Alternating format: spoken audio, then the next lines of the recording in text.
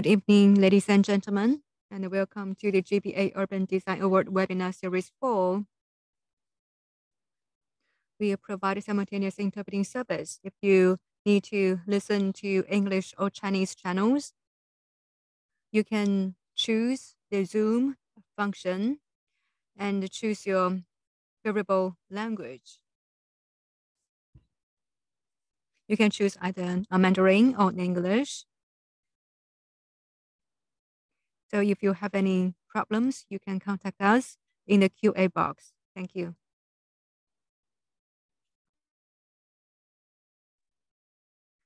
Dear friends, welcome to the GBA Urban Design Award webinar series number 4, Retrospect and Prospect. Less is more. I'm Sam Locke, Vice President of the Hong Kong Institute of Urban Design, responsible for the external affairs. Next to me is Mr. Joey Chen, the former president of HKIUD. Today, we are honored to invite 4 representatives of the winners of the 2020 GBA Urban Design Awards as keynote speakers. The first speaker is Mr. Yujun, Chief Architect in charge of Atelier and Alternative Architecture. The second speaker is Mr.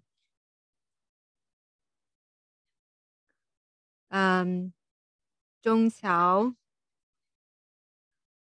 architect and the manager of ZHUBO Group. And the third is Mr. Jingyue Yan, Urbanist of MLA B.V. And the fifth speaker is Mr. Sheng, Deputy Director of Architecture Design of South China University of Technology. And we also invited Mr. Alan Forbes from McDonald's, but because of illness, and he is absent and for today's forum. And we also invited respondent speaker, Mr. Wan Chokun, Chief Architect of the Architectural Service Department. During the forum, online friends can use Zoom's QA function to ask questions and express opinions. We will select the questions for discussion in the final session. Urban design project is not necessarily a large-scale project. Small-scale projects can also make a significant contribution to the urban environment. In this forum, we invited a number of winners of the Urban Intervention Group of the 2020 GBA Urban Design Awards to share their experience in this respect. First of all, let's invite Mr. Jingyue Yan of Atelier Alternative Architecture to share with us the design concept of the project, Jingkou Revive, overall renovation and exhibition activities of Shenzhen, Hong Kong Urban Architectural Biennale 2017. This project won the award of urban intervention in the GBA Urban Design Award 2020. Let's welcome Chief Architect, Ms. Yujun. Thank you, MC, and thank you all the members of the committee. I'm very honored to have this opportunity to share with you the project. It's an award winner in 2020 GBA Urban Design competition. So this is the topic, Jingkou Revive. We were invited by the Guangzhou New Economic Zone to participate in the Biennale 2017. And it's different from the previous projects. We started from the scratch. And for this project, it's not only about the design, it's a complex and integrated an activity.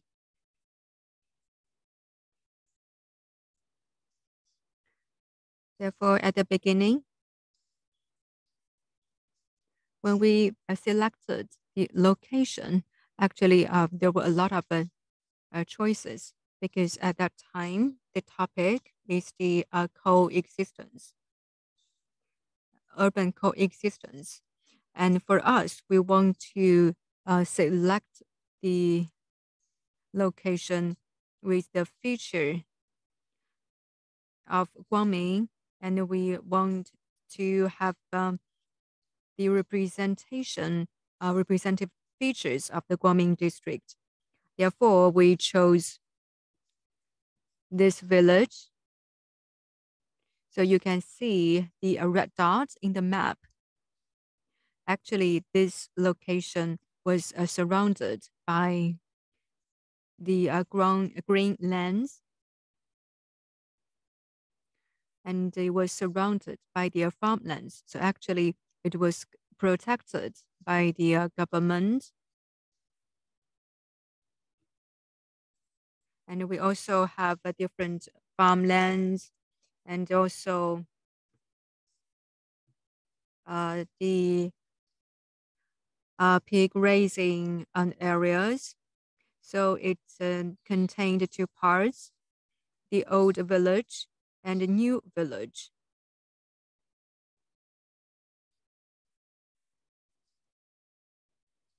And it started from the Song dynasty, and many people migrated from the northern part to the southern part, and some of them settled down in this area. And another historical background is the Vietnam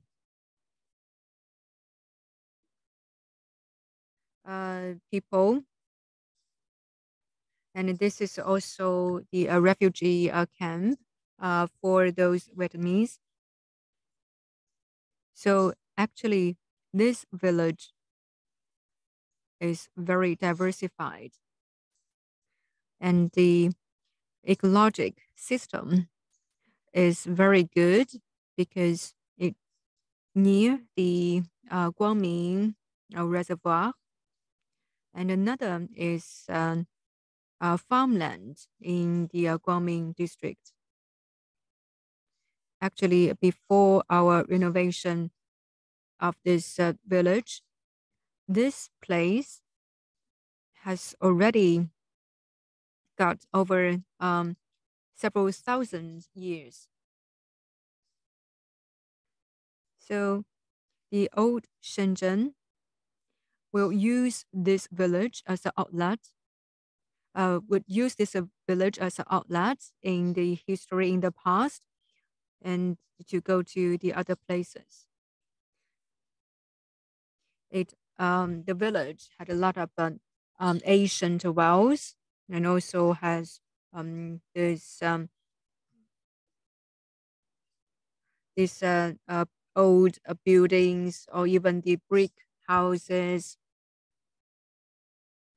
And some senior people lived in the brick houses. When we entered the village, we were surprised because Shenzhen was depicted as very modern or the modern example in China. But this village is full of historical elements, and it also contained a lot of military facilities from the anti-Japanese war. So this village is hard to renovate because it was in the protected zone.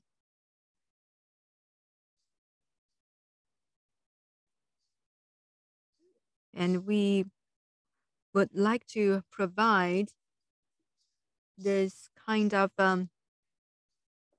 different facilities to this village. And we will also to inject vitality to the village. So first of all, we have different roles.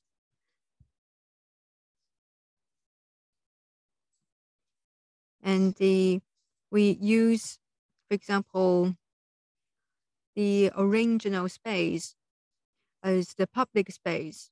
So we will maintain those public space after the Biennale. For example, the opera ground or other public spaces, and they will be remained after the Biennale, and those public spaces will be leveraged by the community. So those are the basic plan of our project. Of course, the Biennale and exhibition needs a space. So OTC group at that time helped us to build the main exhibition hall for the Biennale. And this main hall was remained as the exhibition center in this place. And we also developed the two main streets nearby to develop this kind of exhibition zone.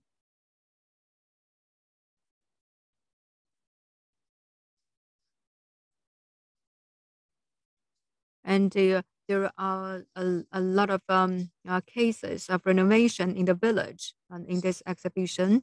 And by visiting these exhibitions, many people can deepen their understanding of the village's development and its history. So those pictures showed the activities in this exhibition. And in the exhibition, we showed relatively a complete space plan. We also have these experienced or seasoning exhibitors, and they helped a lot in the exhibition, including the Urban Design Center and the Meta, and also the Architect Institutes and other people and experts.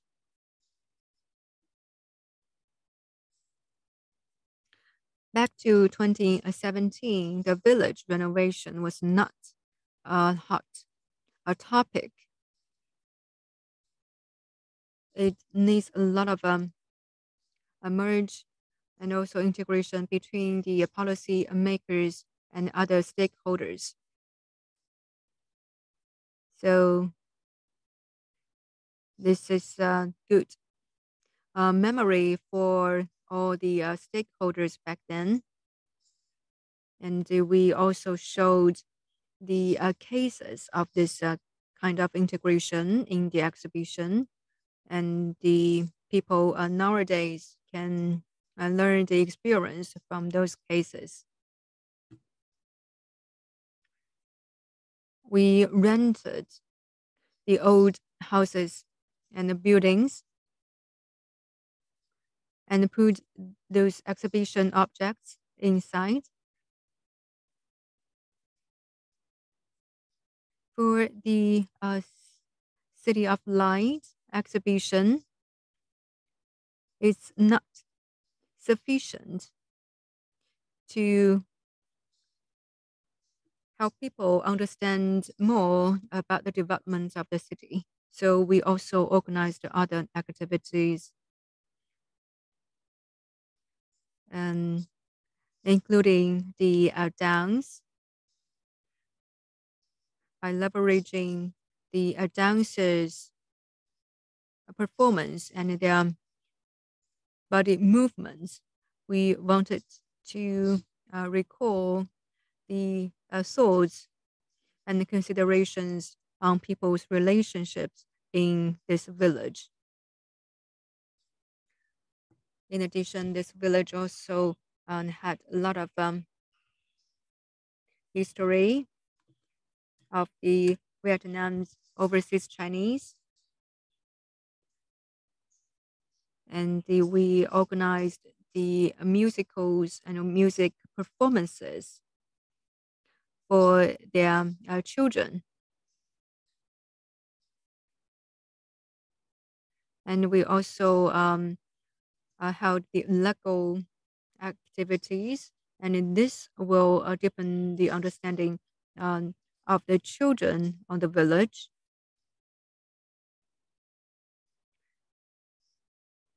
And this is the projector, and they also triggered the souls of those people.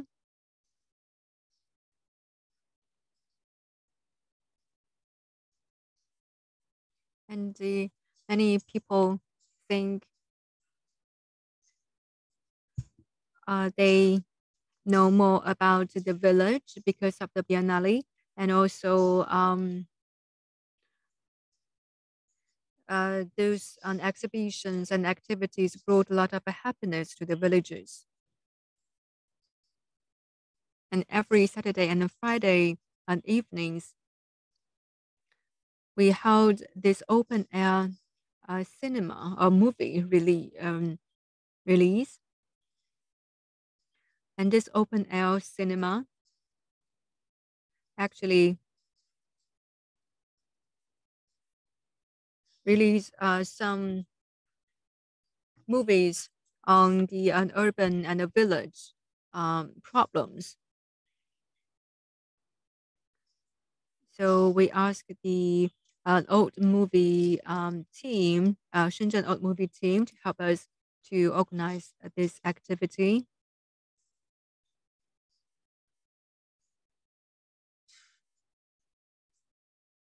And this is the characters exhibition, and it's open to the village, and people can leverage the space of this area.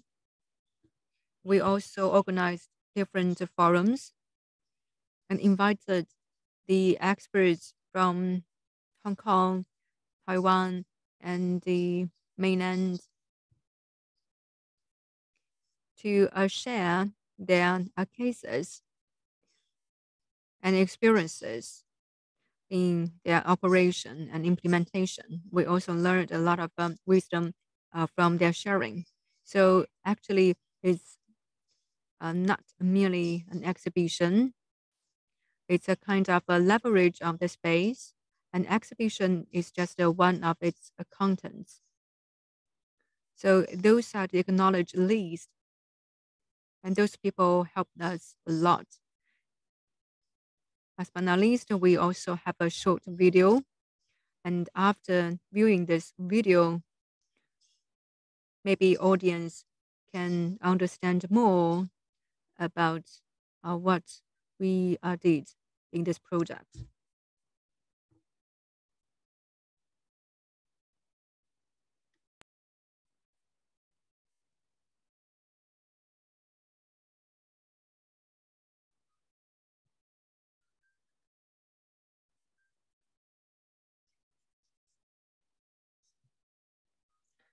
Jingkou village.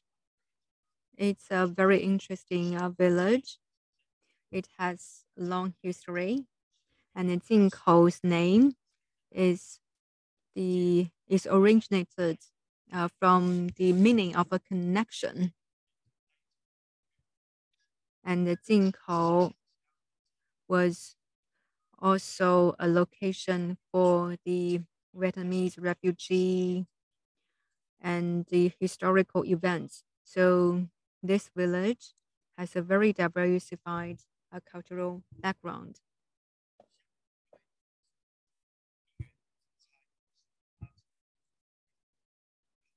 And this it becomes a very special place.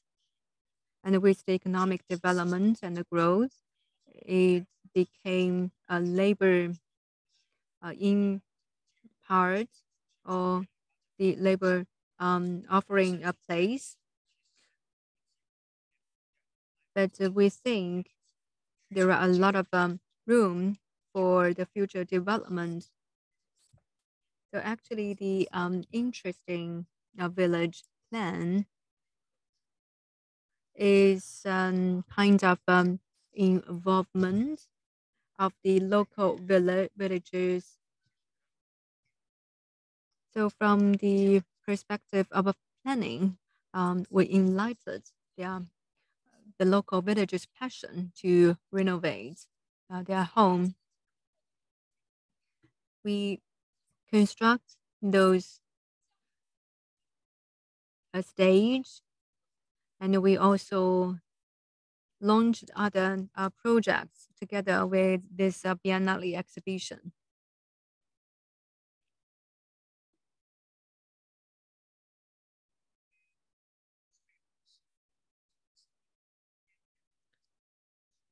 We hope by leveraging this exhibition and the space,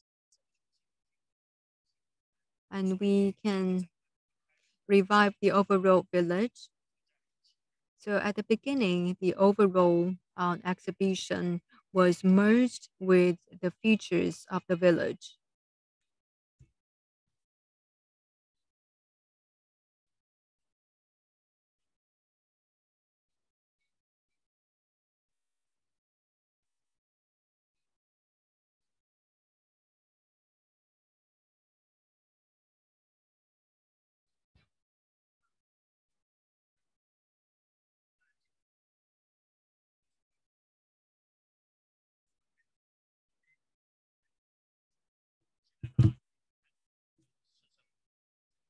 So how to promote an open platform?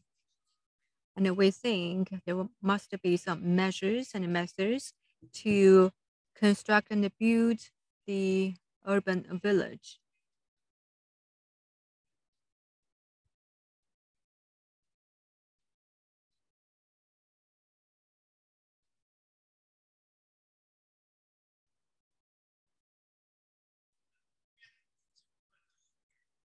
And this part is the acknowledgement list. So I won't elaborate here in order to save our time. So this concludes my sharing. And thank you, Mr. Yujun's excellent sharing.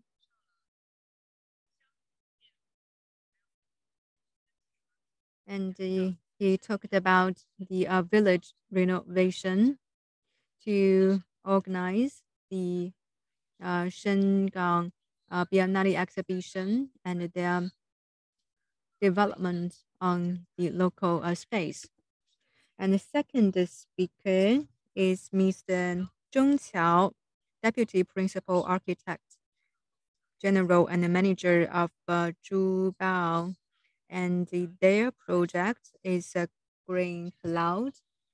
And this project won the Merit Award in the category of Urban Intervention in the GBA Urban Design Award. Mr. Zhong, please.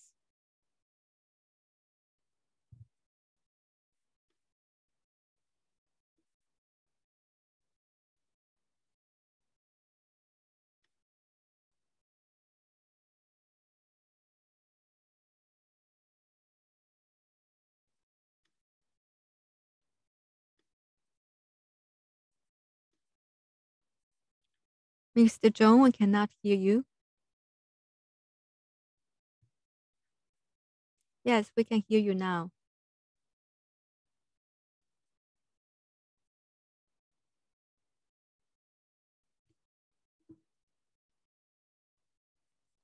Sorry, the signals are not good and we can't hear you.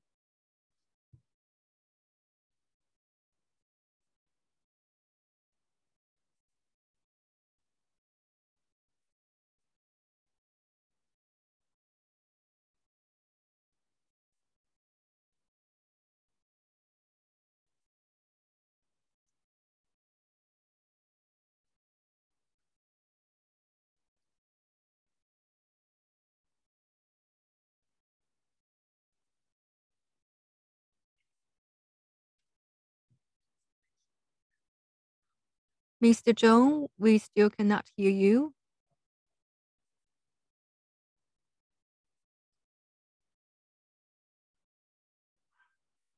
Mr. Zhong, please unmute yourself.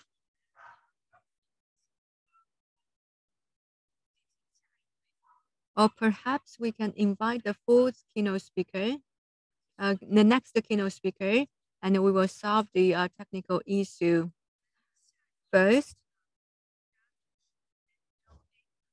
So we will invite the next keynote speaker, Ms. Jingyue Yan, Urbanist of MLB plus B.V, to share with us the design concept of their project, the Xiangmi Park Science Library, which won the Merit Award in the category of Urban Intervention in the 2020 GBA Urban Design Award. Let's welcome Ms. Jingyue Yan. Good evening. Can you hear me? Yes. Okay. Thank you. So can you see my shared screen?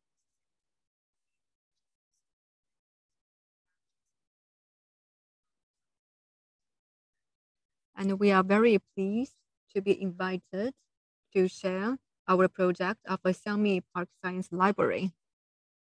And many people, if they live in Shenzhen, they may visit these places or knew this place and heard about it. And first of all, I would like to briefly introduce the MLB plus B.V, and we started from Amsterdam. We also started our business from Amsterdam, expanded our business to different places, including Shenzhen. And our projects include landscape and the construction, etc. So MLA plus B.V, we want to create the value to different lands.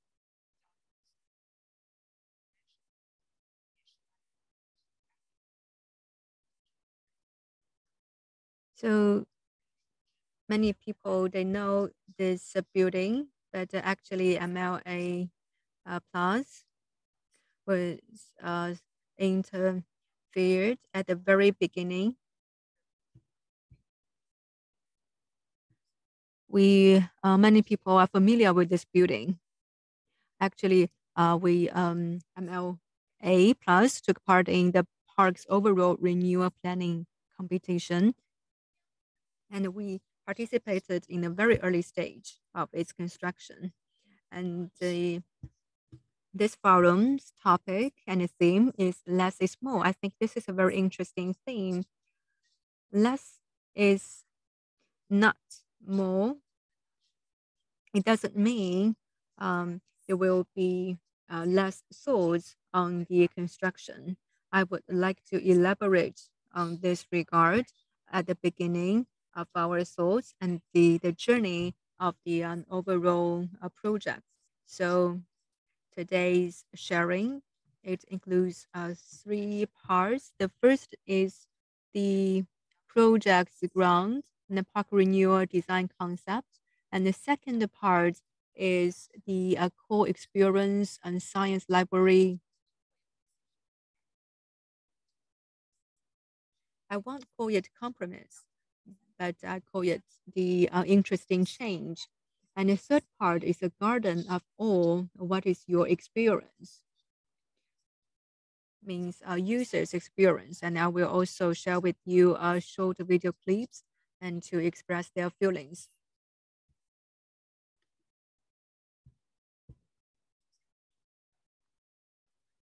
And first of all, actually, Xiangmi Park is a standard historical spot in Shenzhen, and it's located in Futian. Actually, and this area since the 1980s, and this area was in the rapid expansion. And the Xiangmi Park is an historical place of Shenzhen. is backed by a mountain. And they also, before, and the Xiangmi place was used for the agricultural research. So there were a lot of plantation reserved and conserved. For example, the lychee trees. So those are the very local trees.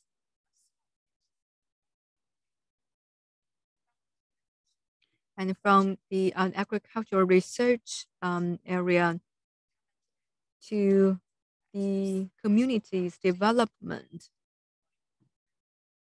and many stakeholders are debated on its purpose and its planning design. And there are actually designing a competition M plus MLA plus, and another company participated in this competition.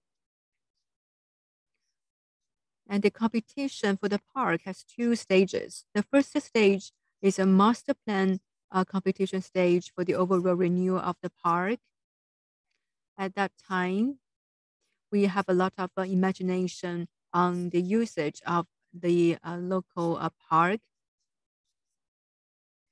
So actually, this park contains two concepts. And in 2014, then many parks in mainland China were relatively closed loops, were more like a scenic spots. But for this garden, our concept was open. So we provided a very constructive design concept. So we wanted to achieve a garden experience, and we maintained its open features in its entrance and on the eastern part, because it was close to the main roads of the city.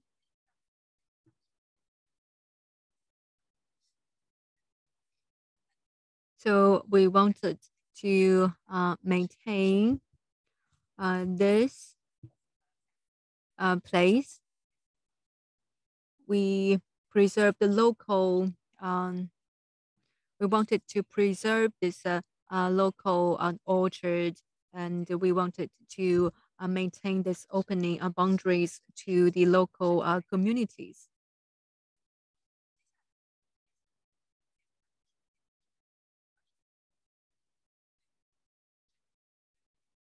And in terms of the library design, we also participated in the competition of the landscape. And what we won is the library and the visitor center. And we won the first prize for this too. Actually, this was a tea house with a long history, and it was transformed into Xiangmi Park Visitor Center, and we created a warm entrance. But the landscape design was not us, so we have to be in line with this landscape design, and the outcome of our design of the entrance was not the same of our original design concept, but the opening boundary experience was maintained. So actually, we maintain this open on edge of the entrance.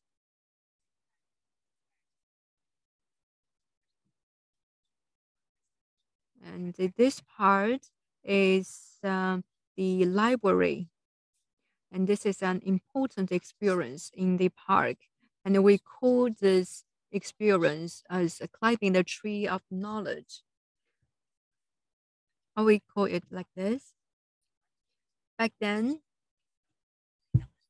we wanted to give the definition of 5 elements of the from the traditional Chinese culture. So actually, the library belong to the five elements, specifically the wood element. We actually, this is a kind of bookshelf, and it's located in these trees, and we wanted to build this bookshelf like a tree. So and create the experience of climbing the tree of knowledge. So those are the basic concept of the design. We connected the natural experience and the flexibility. We did this planning. So you can see the the pathway has a very high accessibility. And the second layer is the book stack. And the fourth and the third and the fourth layers for visitors' experience. It includes the outdoor reading area and the indoor reading area. And we also uplifting this project and also the design of different layers and to build a closer relationship with the nature. And the original intention of the plan is to connect two schools on both sides of the park with a bridge. So back then, we wanted to create a shortcut for them to cross the park, and the library would be a stop on this road. And in the process of design, the library was relocated or moved to the mountain.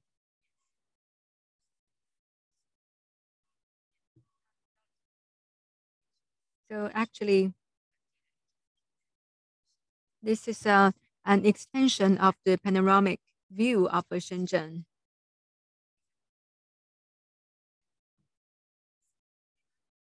So these are the Xiangmi Park. So it's a kind of station hidden in the forest. At the beginning, the material we chose is wood, and in the end, we use the glass and the steels, but it's achieved the effect of the transparency and the harmony.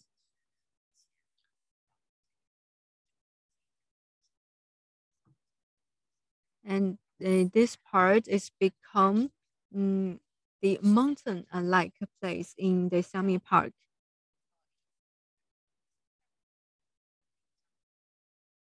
And you can see a lot of the skyline, and we also provided the panoramic view of Shenzhen.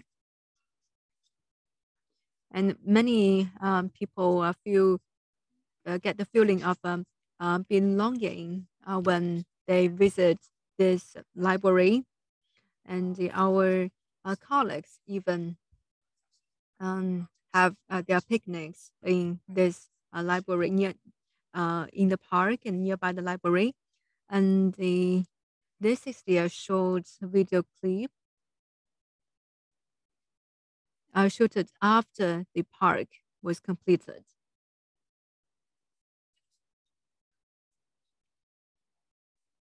And it was made in 2017, and after the park was built, and we interviewed the visitors and asked their experience in the park. Sorry, there are some connection issues. Maybe we need some time for loading.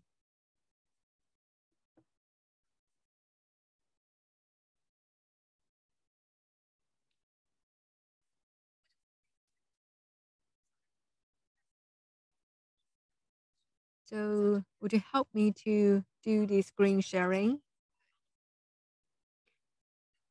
Maybe we can wait 1 or 2 more minutes for its downloading.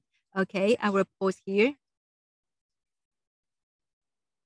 So I conclude my sharing part, and we will wait for the short video.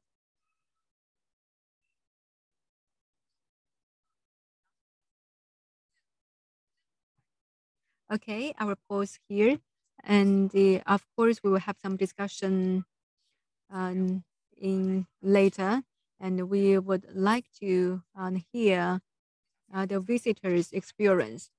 And in 2017, we discovered some interesting stories.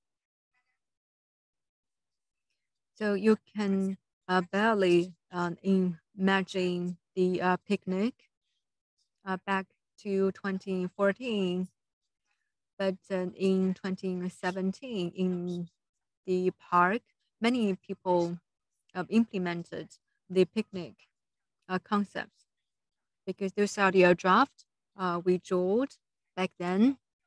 There are different chairs and also their picnic activities. And this image was realized in the short video and the visitors in the park.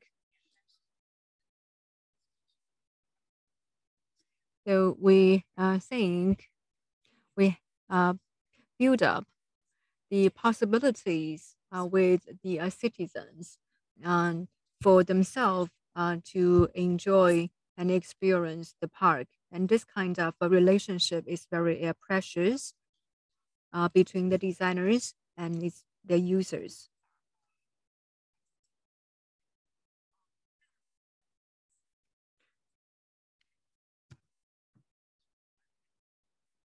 Okay, if there are some connection issues for the video, maybe we will enter the discussion later.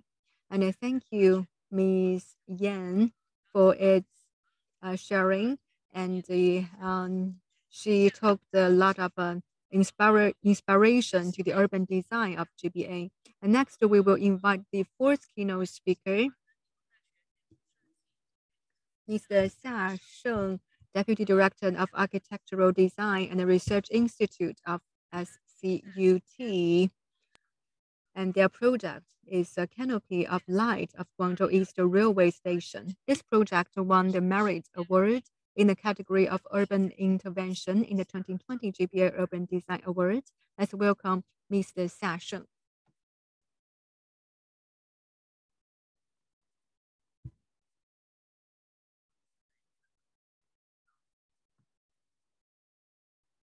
Good evening. Can you hear me? Yes. Thank you, organizer. I'm very happy to have this opportunity to share with you. And this project title is a retrofit of a canopy of light of Guangzhou East Railway Station. And we are also very honored to be awarded this a merit award of the GBA Urban Design Awards.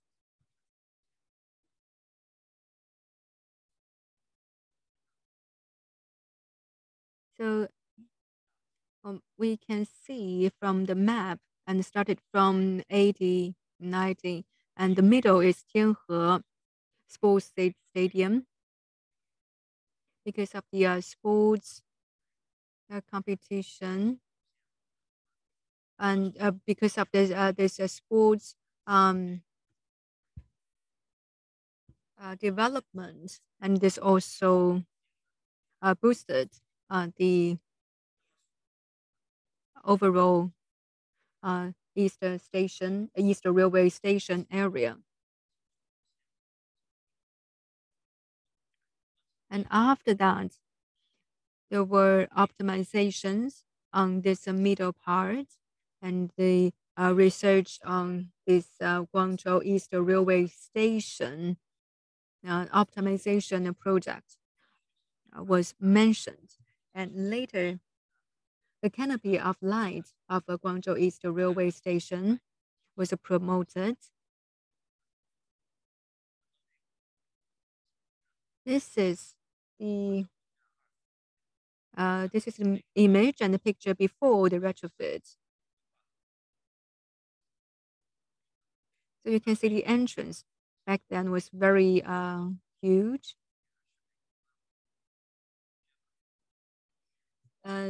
But the quality was not good. And you can see this ground, this entrance ground, lack of the facilities. So what we did, the following things, for example, the glass roof and the hanging curtains, as well as the prefabricated columns and the commercial loop openings on floor. And the designer is Sun Yiyun, designer. And our focus is on the space optimization and the light treatment and the processing. And we wanted to create this natural leverage of those natural light and the ventilation.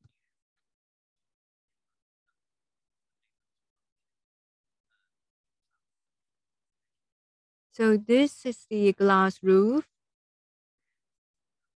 And in the main entrance of the railway station, we established the 2 layers. And in the year of 2017,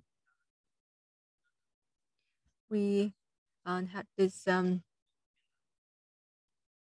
hanging curtains.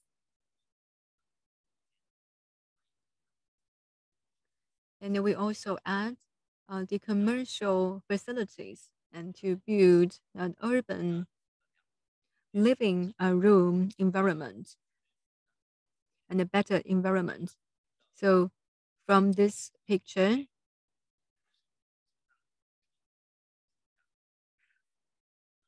this is the image before the retrofit, and those are the entrance for cars, and the right-hand picture is after the retrofit. So you can see the light intake was much better, and also the ventilation was largely improved.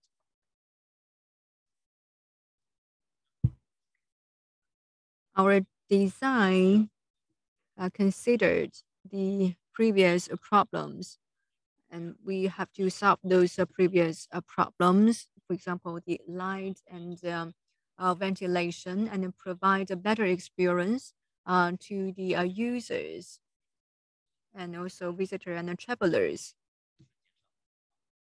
At the same time, we wanted to reduce the energy consumption. And you can say the waste gas was accumulated and the roof, but with the opening of this panels on the roof, and all the ventilation was largely improved. And these are the pictures after the retrofit, the first retrofit in 2010. And the Sheng Ying, a master planner, for this canopy of light, thought the previous retrofit was not sufficient, and they extend this canopy to a larger space. So this created a better effect of the light intake.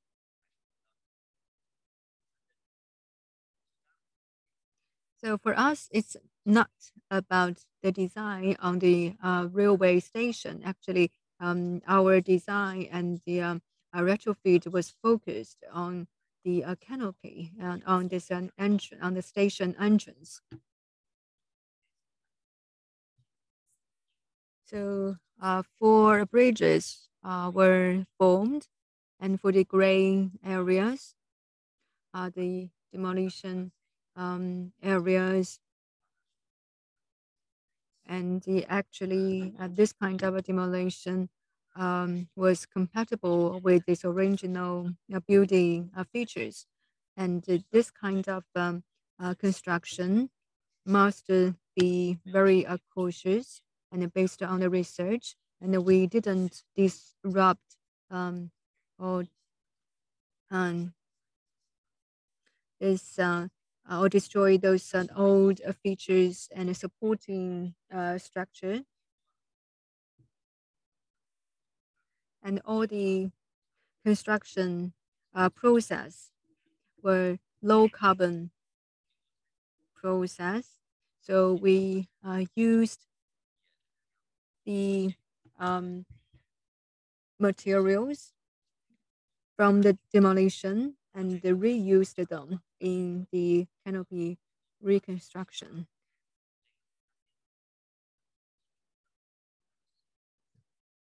There are about 18 pillars in this canopy, and those are based on the basement structure. And this is the combination of the new construction with the existed and old construction. Of course, the overall design represented the cross-discipline features, and we formed this structure, and all the supporting pillars formed the tree branches, and we have our own internal control of their strengths, etc., in our internal system. But the authentic meaning of those branches or this tree-like branches is the extension of life. And construction window time was very constrained, and we also encountered the Spring Festival transportation, but actually the overall process was only 9 months.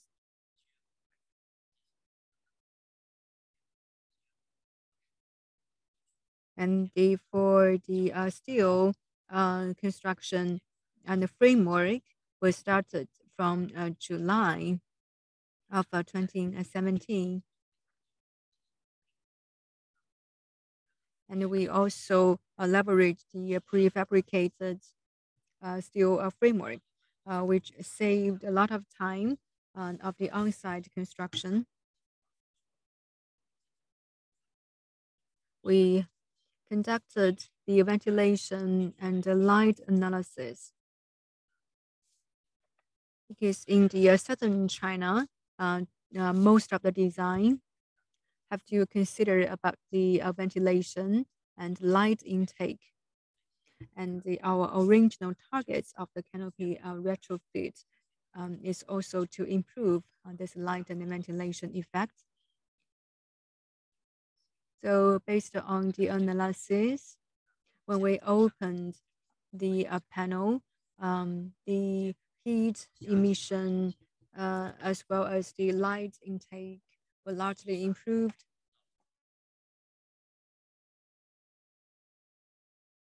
The canopy,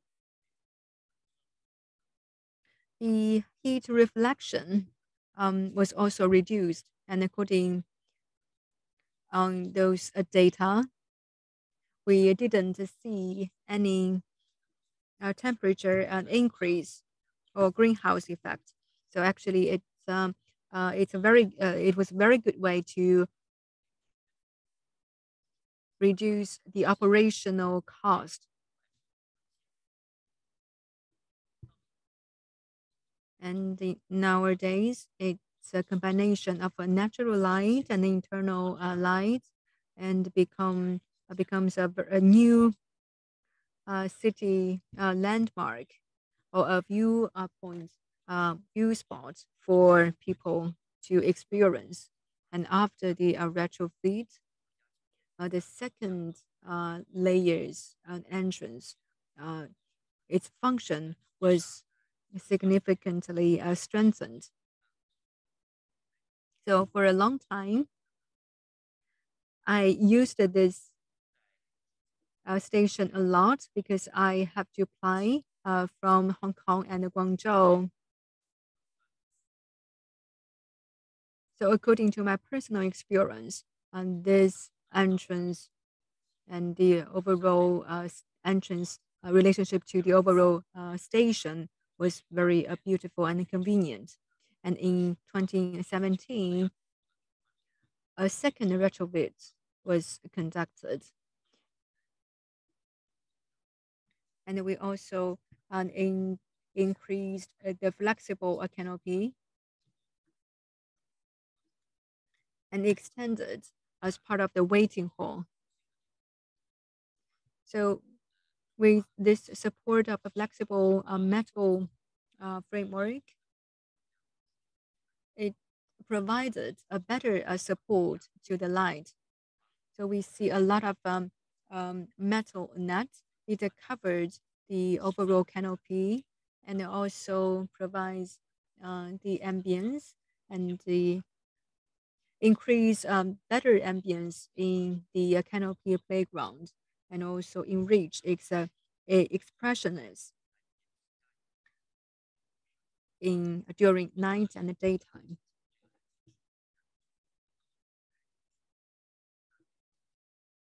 We also combined the canopy with the commercial operation, and especially in the Spring Festival transportation peak, and it will cater a lot of needs of those people and the commercial stores in terms of the light and the ventilation. So as pioneer or as an entrance of the station, and you can see from this picture, and in this area photo, we took the example of a 2017 Spring Festival transportation peak, and within 1 month, it served over 3 million travelers and visitors. This kind of an environment and provided a warm environment and home-like an ambience to those travelers. So from the overall process from 2009 to 2017, it's a connection between the different facilities and also meet the requirement of the people's need. And you can see the space experience is significantly improved and transformed. And of course, this kind of a retrofit and improvement will continue according to the urban development. And we created this space as a dialogue between the urban life and light. And they also create a lot of warm feelings and to the travelers and the visitors in this city. Thank you, Mr. Sheng.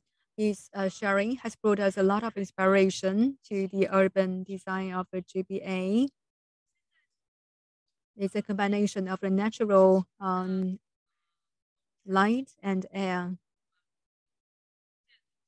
So we can return to Our second speaker, Mr. Zhong Qiao, a Deputy Principal Architect of ZHUBO, whether the connection issue is solved.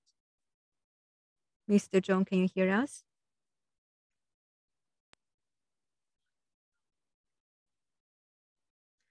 We can hear the sound from your side, Mr. Zhong.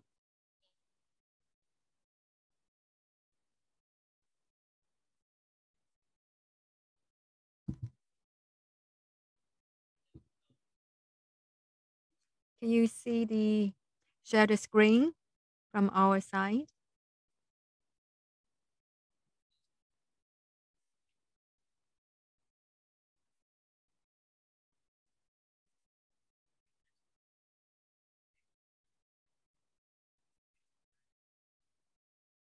Perhaps you can close the camera and to save some data.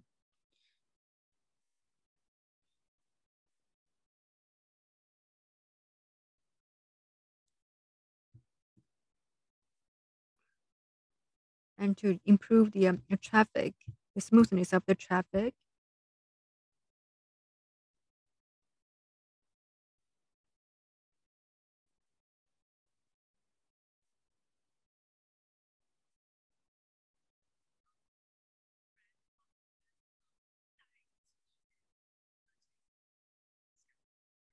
So perhaps we can continue our sharing, and let's invite the next keynote speaker, the next respondent speaker, and is Mr. Wen Chokun, Chief Architect of the Architectural Service Department.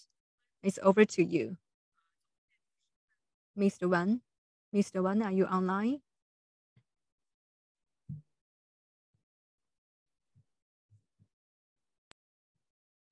Okay, hello. Sorry, I wasn't expect to be so quick, but doesn't matter. Right, shall I start? Yes. Sure. Okay. Hello, Sam. Thank you for the introduction, and hello, Jorel. Nice to see you again.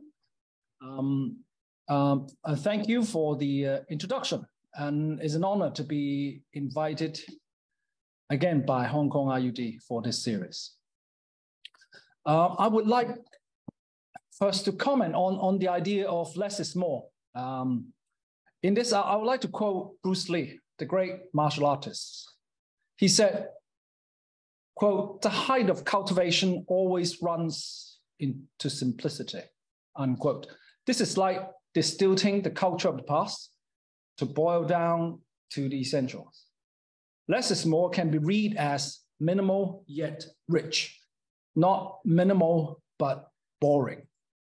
Minimal and rich is like one has understood the philosophy and culture and represented them in the most essential expression. The observer would not only see the expression, but see it as an embodiment of a larger whole. In this, I would like to illustrate 3 waterfront projects from Architectural Services Department, which myself and our in-house team has designed since 2007 to try to demonstrate, hopefully, some of the aspects. First, I would talk about Stanley Waterfront and Stanley Municipal Services Building, which was completed some 15 and 17 years ago, respectively. The existing site condition. The Stanley Waterfront forms part of the popular strip that includes a shopping center and a nearby piazza. Overall, the objective is to highlight its characteristics as a vibrant seaside town with village-style market with open-air cafes along the waterfront. The existing waterfront is narrow, and the existing market has no relationship with the beautiful sea view, and it's sat in the middle of the open space. The urban generation, new spectrum. The remodeling is based on 1, restored Blake Pier next to the old Mary House. 2, widen the central portion of the existing waterfront. 3, rebuild the market store to embody a piazza.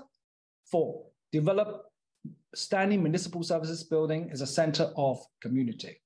Starting from the standing building, which forms a gateway as one coming down from the bus terminus, the architecture functions like a seaside town hall, with the courtyard as a center for people to go through, or as a way to come down to the waterfront.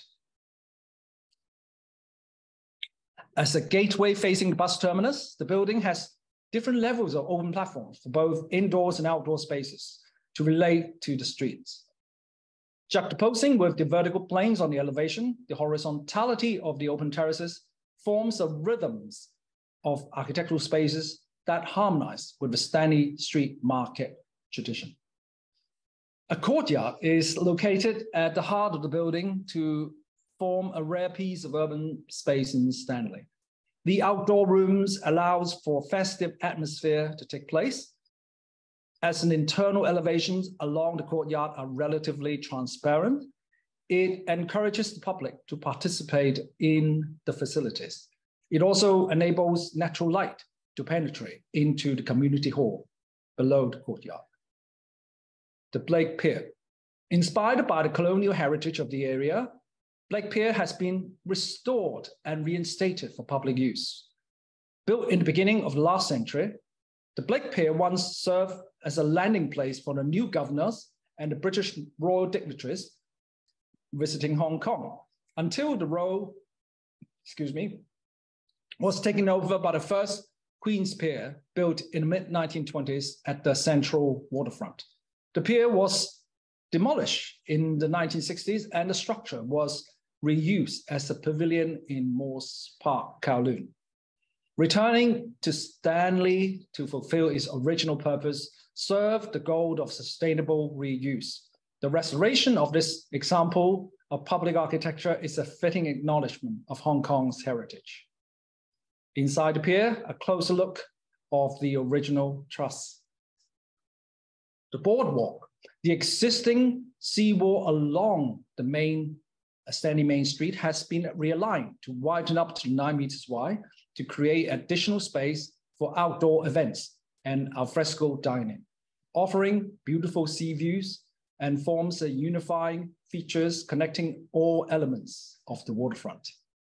The standing market, the existing temporary market, which sat in the middle of the open space, has been relocated to the perimeter of the site in the form of kiosks to define a piazza for public to gather, as well as continuing the same design principles adopted for alfresco dining areas at Stanley Main Street. The open space, which overlooks the sea and at the same time completing the crescents of the Stanley waterfront, is a major tourist attraction to the contribution of the urban space in Hong Kong. The design reflects and reinterprets the traditional Chinese boathouse for making fishing and dragon boats.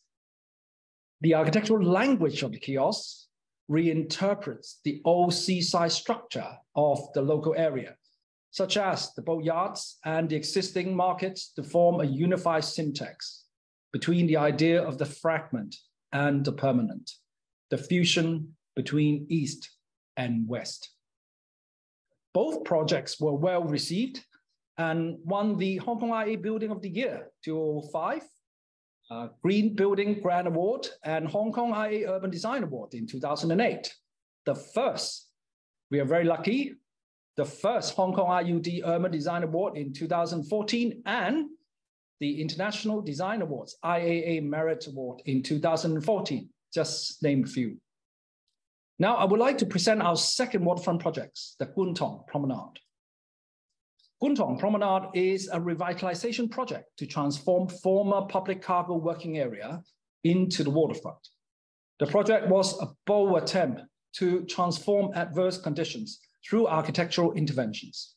The site now becomes one of the most popular scenic places. Connectivity is the key. With this long promenade at the former cargo working area, it is effectively a piece of landscape which mediates between the seafront and the industrial area. Visitors can get close-up view of the Kai Tak cruise terminal, splendid views of Hong Kong Island East and the Victoria Harbour along the boardwalk. All vertical elements are set back at least 8 meters from the sea walls, creating an unprecedented 270-degree sea views. Extensive lawns allowed urban people to relax and provide an intimacy with nature. Activities on the site are diversified. Different people can find their own place. With varying atmospheres from dawn to dusk, it is a haven for all walks of life to enjoy diversified activities. With special lighting and sound effects has been installed in the landscape area, interlacing with color beams from the uplight along the waterfront create a surreal and delightful atmosphere. The music fountain have also enriched the promenade with water-friendly activities and becomes a new focal point in the promenade. The fountain are provided with interactive jets controlled by digital system. Water performances are synchronized with music. During the nighttime, with the beautiful view of the Victoria Harbour as backdrop, special lighting effects are added to the performances. The fountain has become one of the most favorable attractions in the district of families during weekends since the opening in summer 2021. The promenade won, just name a few, the Japan Good Award for 2015, the Hong Kong ILA Design Awards for 2016, and the Hong Kong IUD Grand Award for 2018. The music fountain also won the Hong Kong IUD Merit Awards for 2021 and the Architizer A+ Award Special Mention for 2021. Behind the Kwun Tong Promenade, a garden is created and is called Hoi Bun Road Park. If Hong Kong is one of the most densely populated cities in the world, then Kwun Tong is the most populated district in Hong Kong. Our challenge is, how can we create an urban oasis in a high-density industrial and busy area, and sandwiched by busy flyover and a major traffic road at the back? Design strategies. The new services block, as a metaphor of old city blocks in miniature, are situated on the garden edge to screen off the busy street and to embody the green oasis in the form of circular lawn, which functions as gathering space for the outdoor theater, as well as an urban foyer to the district. The blocks and the structure align to the garden edge for defining the busy street outside and face towards the lawn in the overall planning. We carefully articulate and orientate the service block, acting as a backdrop to the open theater in front. The cluster of blocks include the male and female toilets, baby care room, and management office. At the main stage of the circular lawn, which act as the heart of the urban foyer, a green oasis is created to bridge the very dense industrial urban district to the waterfront.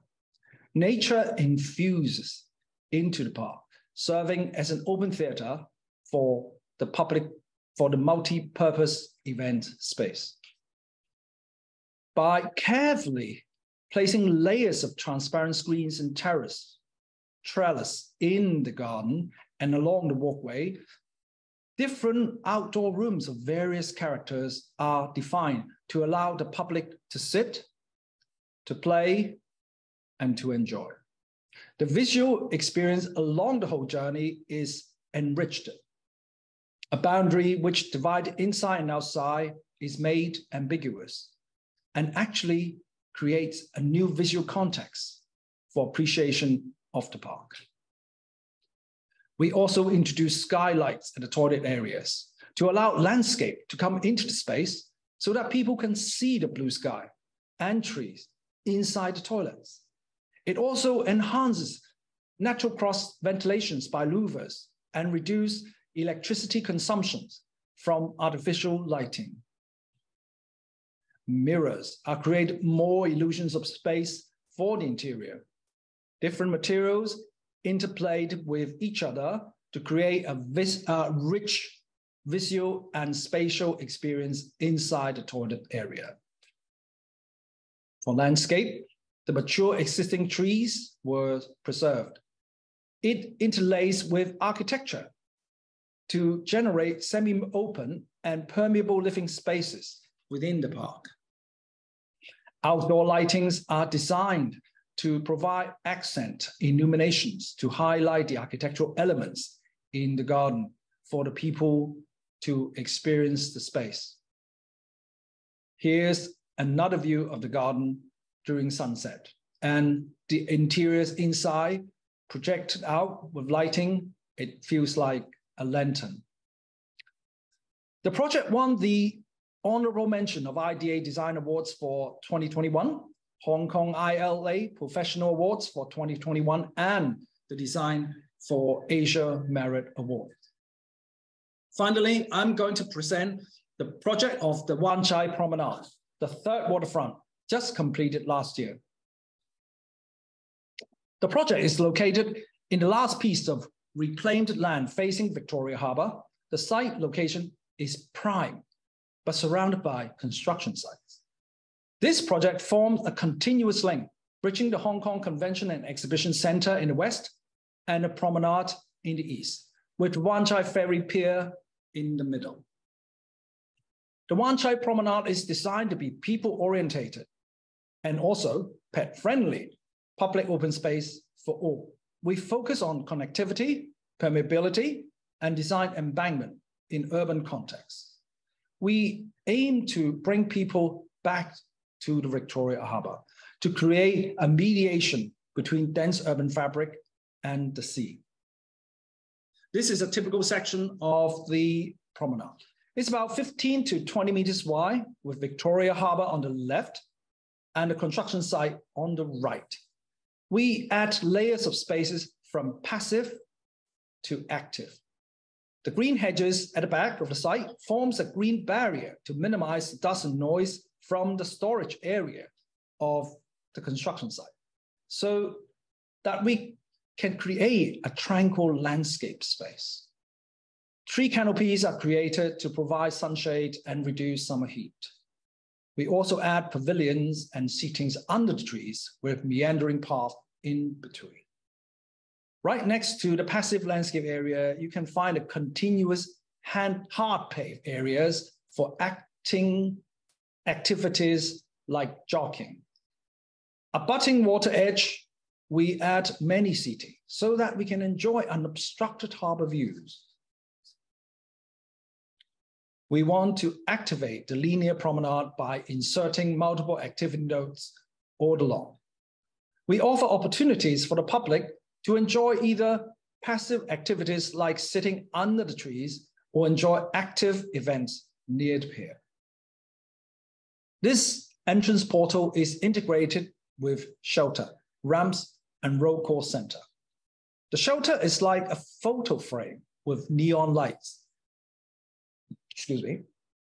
We orientated towards the promenade and the ferry pier, so we can capture an amazing view at the first step.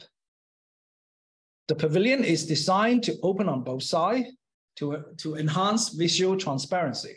We use rectilinear laid out and natural material palettes, so we can create tranquil sitting spaces for Hong Kong people to slow down, take a seat, enjoying the sunlight and the sea breeze. This is my favorite spot. The shelter are carefully set to frame the stunning harbour view. The harbour itself is an ever-changing picture. As the site is located in the reclaimed land, we introduce a series of coastline exhibits showing the changes of the Hong Kong coastline over the decades. The exhibition panels were designed to be very light and visually floating against the Victoria Harbour. The installation not only to educate the younger generation, but the coastline evolution also records the collective memories in the neighborhood.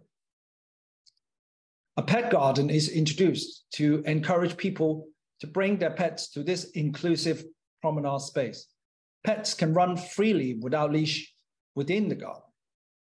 Timber seatings located on the green lawn allowed pets and their owners to relax, and also pets can play hide and seek by penetrating through the spaces under the seating. The promenade won the Hong Kong ILA Professional Awards for 2021. Now, I would like to give a video, and I actually found this video at the Hong Kong IUD site, and here it goes.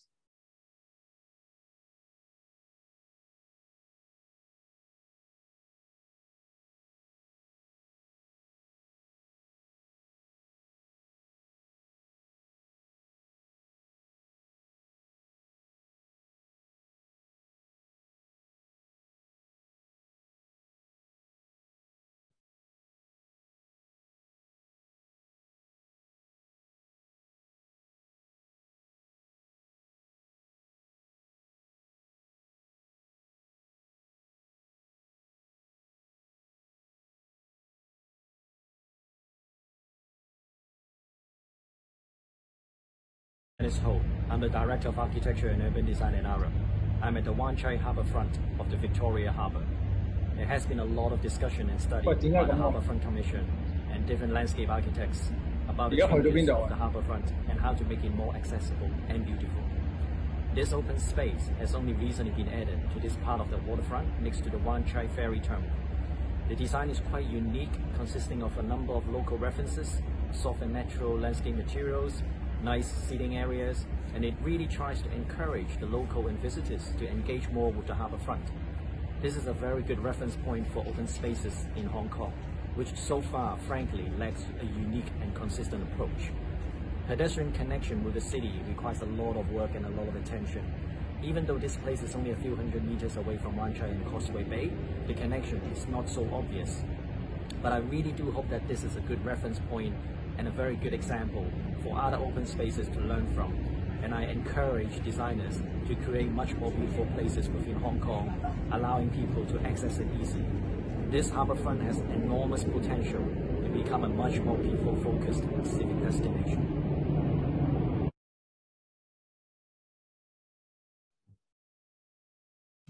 Thomas, you can resume your sharing now. Yes, thank you. Can you open your mic and camera too? Yeah, right. Am I connected? All right, okay, sorry about that. Right, first, I would like to congratulate all the winners and speakers in this series. I mean, they have done great works that deserve to be recognized. For the Jingkou Revive, it's great to see a historical village being rejuvenated by creating an urban square and different venues for urban interactions. For the Green Cloud, the idea of turning a roof space of the urban village with modular design is very innovative. And also which one? For the Xiangmi Park's Science Library, sorry my pronunciation, the library situated in the woods offer a sensational journey. And for the Clouds of Light of the Guangzhou East Railway Station, the canopy brings in natural light and enhance the quality of the station. Many congratulations. But on the other hand, I would like to respond to the academic speakers on the third series of lectures with regards to theoretical judgment. Architectural theory, that includes urban theory since the very beginning for 2000 years, complement design. Works like Vitruvius' 10 books, Zhong Qiao Ying Alberti's 10 books, Serial, Vignona, Palladio's 4 books, Le Corbusier, and Colin Rowe, who had great influence on urban design until this day, are all about complement design as the goal. Most theorists were great architects and urban designers that uses their work to support support for their theories. Theories and design are two in one, like playing double in tennis. But I think since the late 20th century, some theorists have gone a separate way as a separate discipline, with some publications that are full of flowcharts and diagrams that explain certain logic, that believe in numerical quantifications. This undermines the fact that architecture and place design starts from human experience, not numbers. In many of these studies, there are hardly any two-dimensional drawings showing the experience of place, which is the essence of architecture and urban design. Nor they perceive space embodiment or a perception of context in which the embodiment is set. So these diagrams was not only even two-dimensional spatial drawings, but yet have to deal with three-dimensional situations, plus time, connections that are meaningful from one place to another to embody the culture and context. Just look at the Summer Palace in Beijing, Yujun, the old Beijing city, Rome, Paris, etc. They're all spatially embodied when they were first conceived on paper. Diagrams without spatiality or spatial quality would have great difficulties to be translated into design because there's little creativity. And that creativity, real creativity, is spatial culture. Through the awareness of spatial culture and with the talents we see today, I'm sure the Greater Bay Area would be a great dynamic and cultural region. Thank you very much.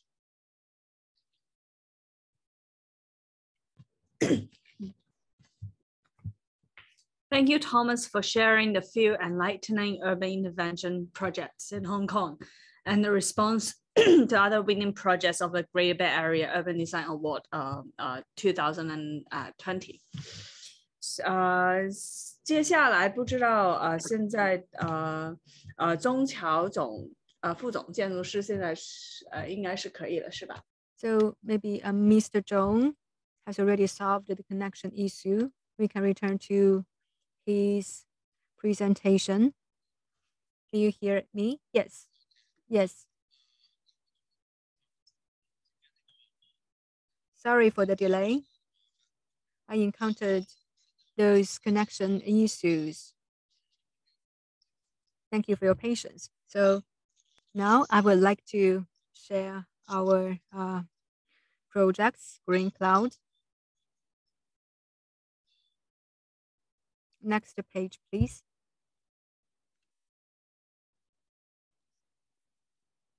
So our project is located in Guangzhou village and in 1980s. In 1980s, and those are the pictures of back of that time. Next page, please. Next slide.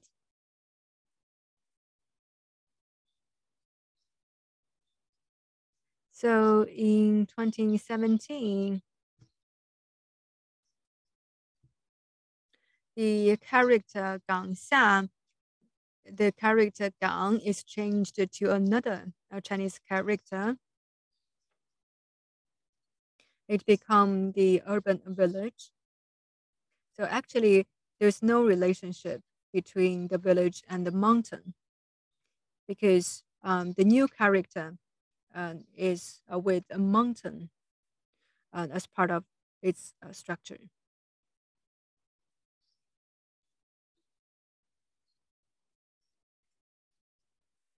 So for the urban village,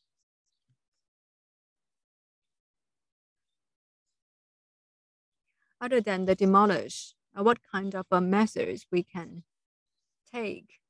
So we have our own thoughts. Next slide, please.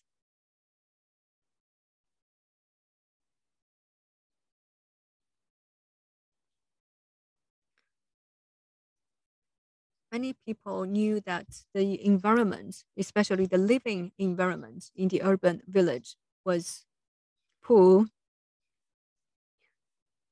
Although the rental was low, the living quality was very low. The village was full of vitality and the diversification, but it was dirty, and the buildings are handshaking. It's very the density was very high. Next slide, please. Next slide.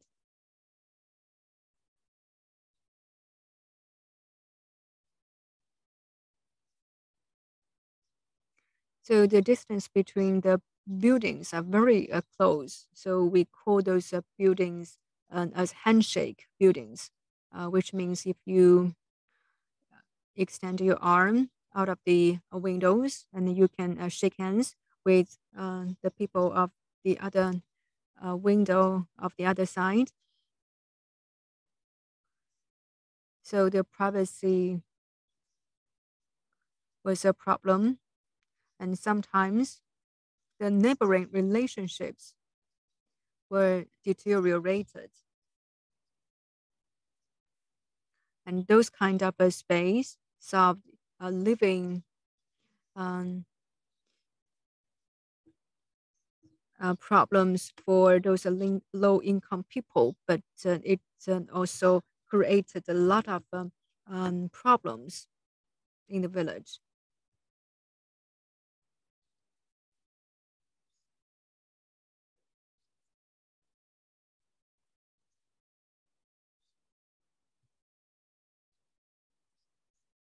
The natural conservation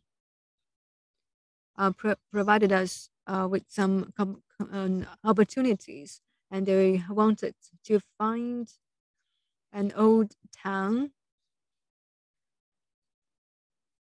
as a template, as a pilot trial for the sponge city, and we collaborate with them and also another organization to conduct and implement this project.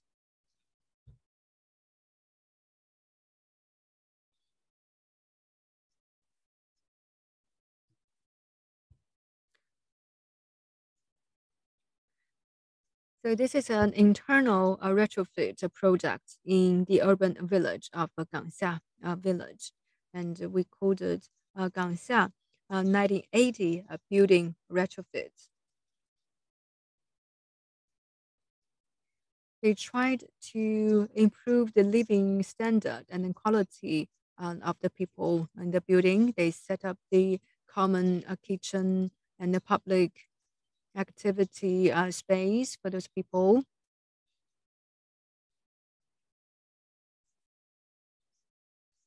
And this formed interesting neighboring neighborhood in the villages. But this kind of environment was within their living environment.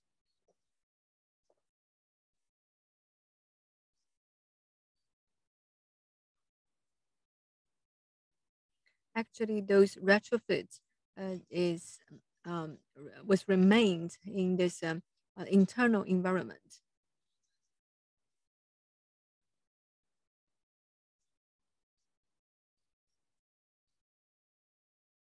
We tried to use the environmental retrofit methods to interfere.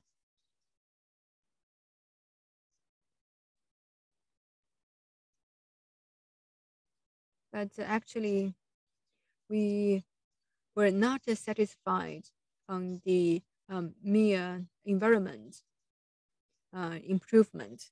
We wanted to add the social values and to improve their neighborhood.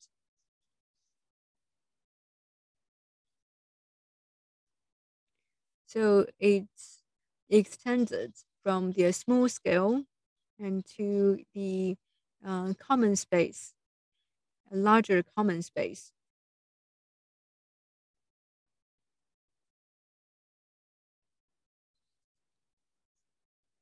Our thoughts included very detailed measures. We started from a tiny point. It's like the acupuncture philosophy in traditional Chinese medicine. And so this is the first rooftop retrofit. And it started from a very detailed place.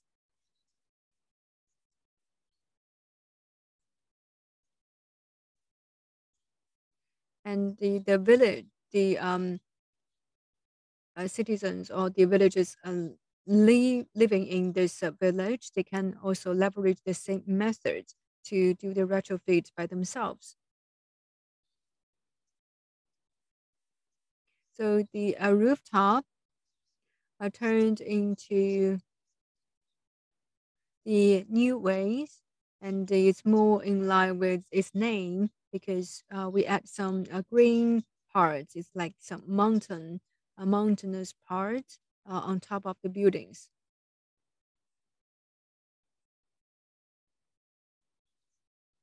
Next slide, please.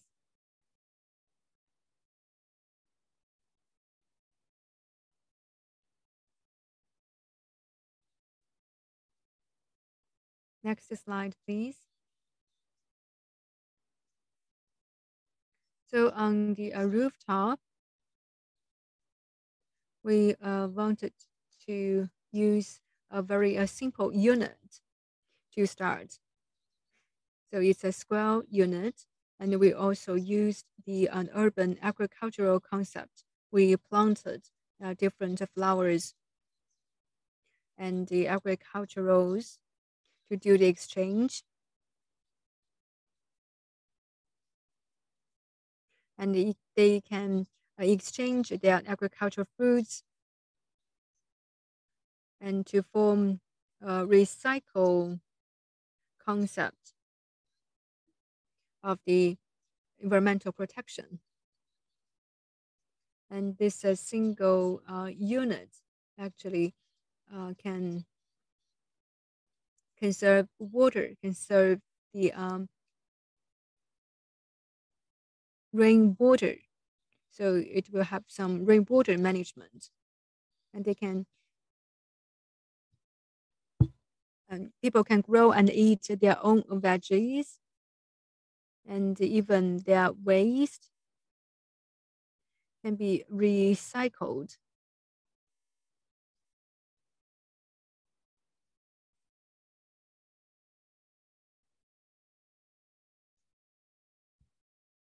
So this is for the location of the building. Next slide, please.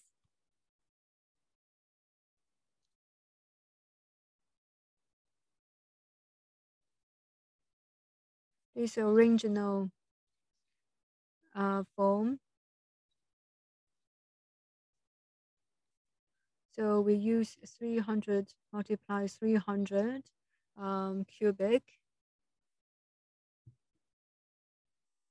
And we put this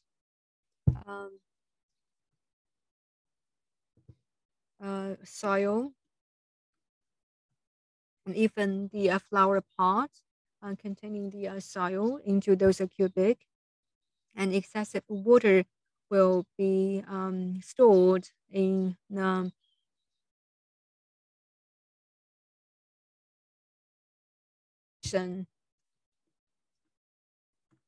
in this storage water tank, and they can also reserve this rainwater, and those rainwater, those stored waters can be used to water those plantations and the veggies. We also have the public communication space.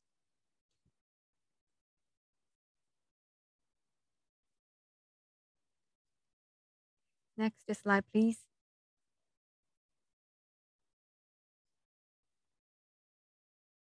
When we plant those plants, the veggies actually a kind of 3D gardens. A 3D garden was formed. And we accumulated the water into the water tank. And those water tank, the water can be reused to these veggies.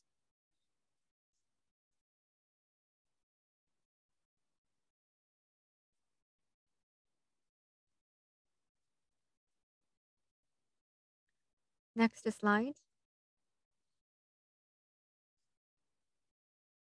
So those are the imagination. And we also showed this model in the Biennale. So it's like the 300 multiply 300 cubic, and they form this green mountain on the top of the building.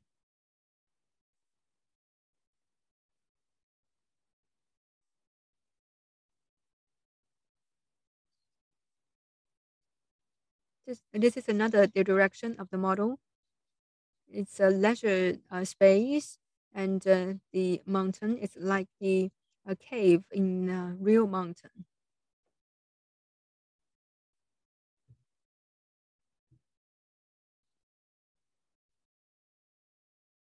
It's a 300 plus 300. It's like these kind of Lego, and many people can use those cubics to build their own mountain and also build their own garden for the veggie plantation based on their own rooftop features. So it's very easy to learn and they replicate. So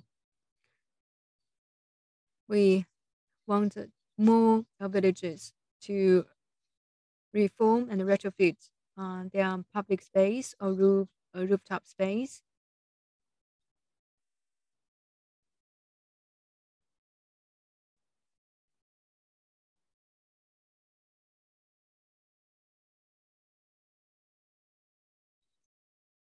So during the building process, we encountered a lot of difficulties because we planned to participate in the Biennale at that time, but we were complained a lot of times by the villagers, and so we were regarded as illegal buildings.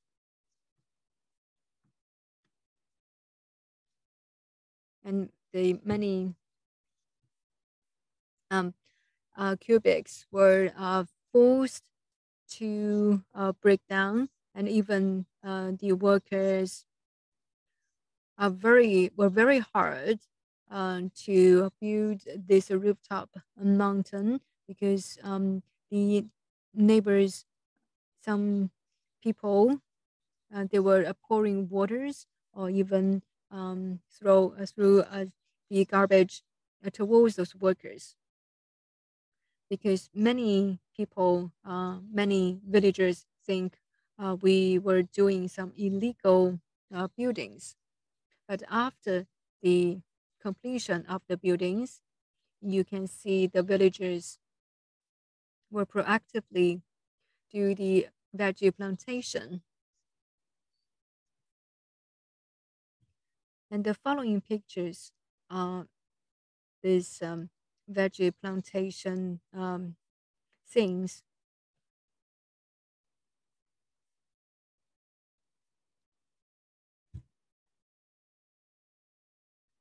So everyone was serious. And on the left hand are the pictures I took after several months, and you can see the growth of the veggies and the you can also see the comparison between before and after.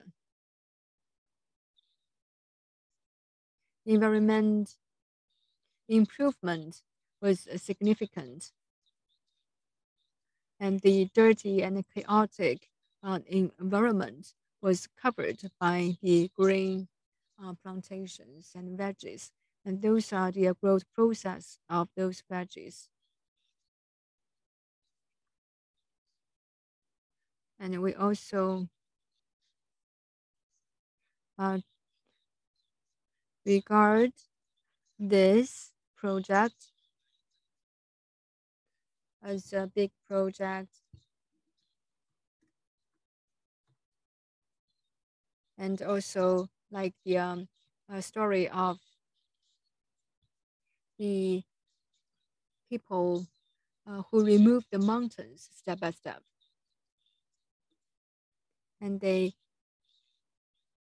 people live in these places also organize a lot of activities and dinners, and they even held this kids music concert.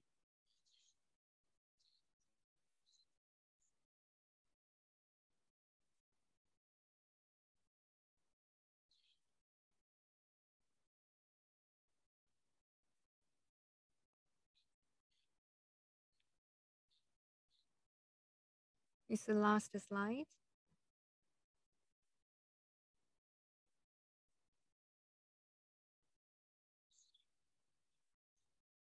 And the video, maybe we can watch the video later.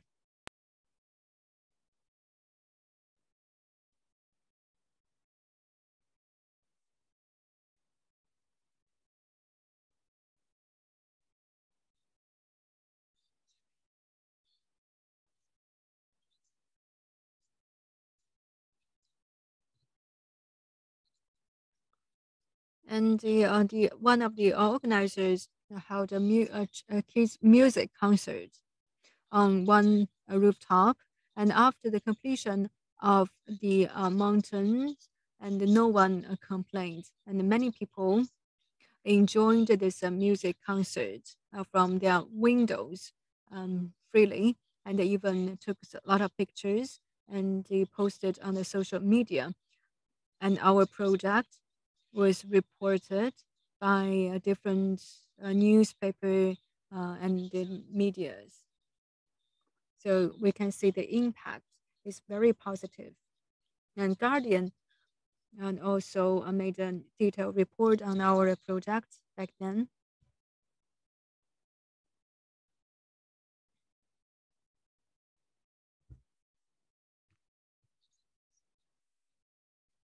And this is the feature report from the Guardian. We also participated in different exhibitions, urban exhibitions.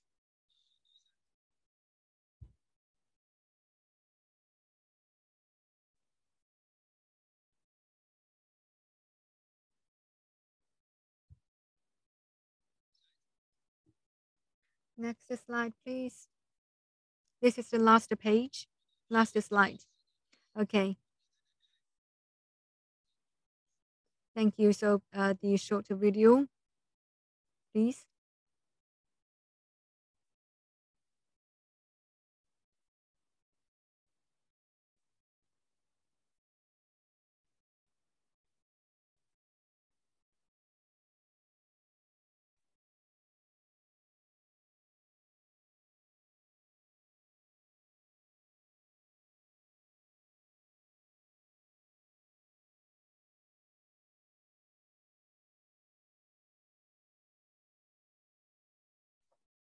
And we need to keep the lines, but we don't have much choices. We are migrant workers.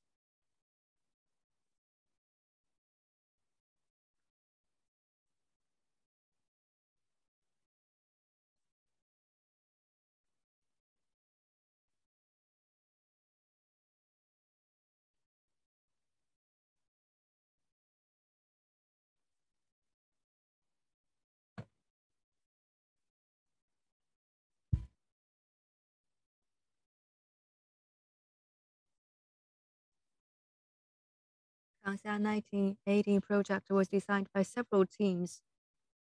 Our team focused on its functionality and how it helps make Shenzhen a sponge city. We came up with a plan. We wanted to see if we can add some urban farm concept. The residents can grow flowers and vegetables and enjoy the time with the nature.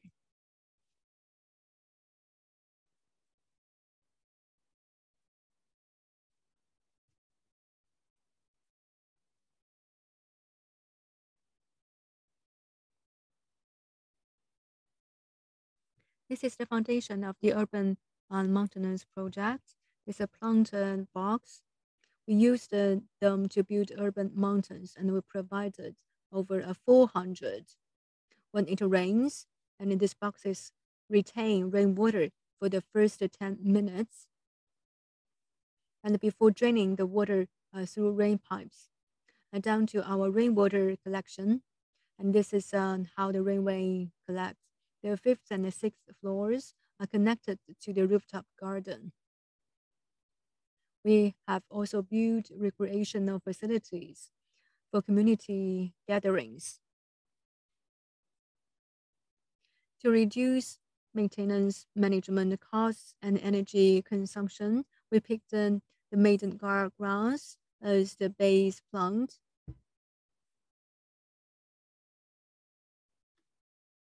I added indigenous plantations as well as the agave family to convey a coastal landscape feel.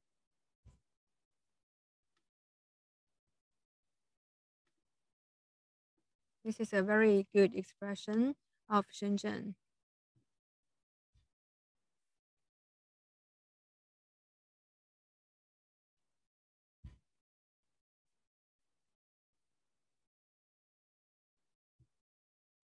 Some say urban village is a manifestation of Shenzhen because it showcase how people come to our big city to start up a new business and a new life.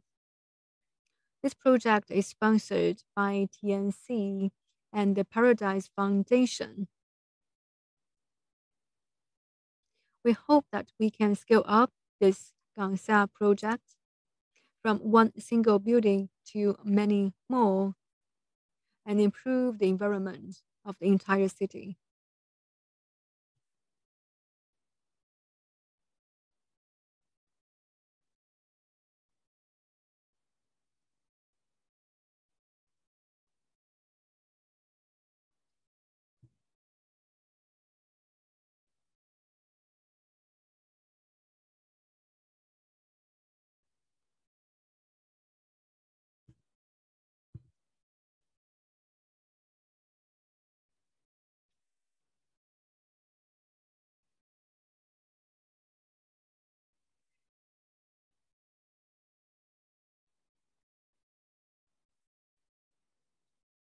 After the renovation, when I come home from work and see this large green area, I feel relaxed. I'm still in an urban village, but all the greenery makes me feel like I'm living in a different environment and I feel more comfortable.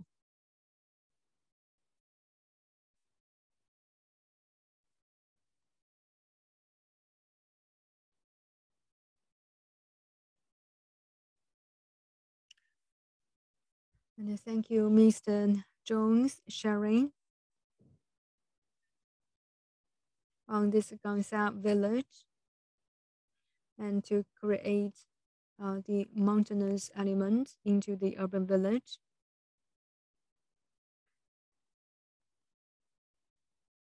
And we will also conduct the QA session in English.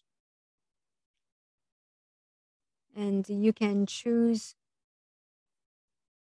the Zoom interpreting function to choose Chinese channel to participate in the QA session.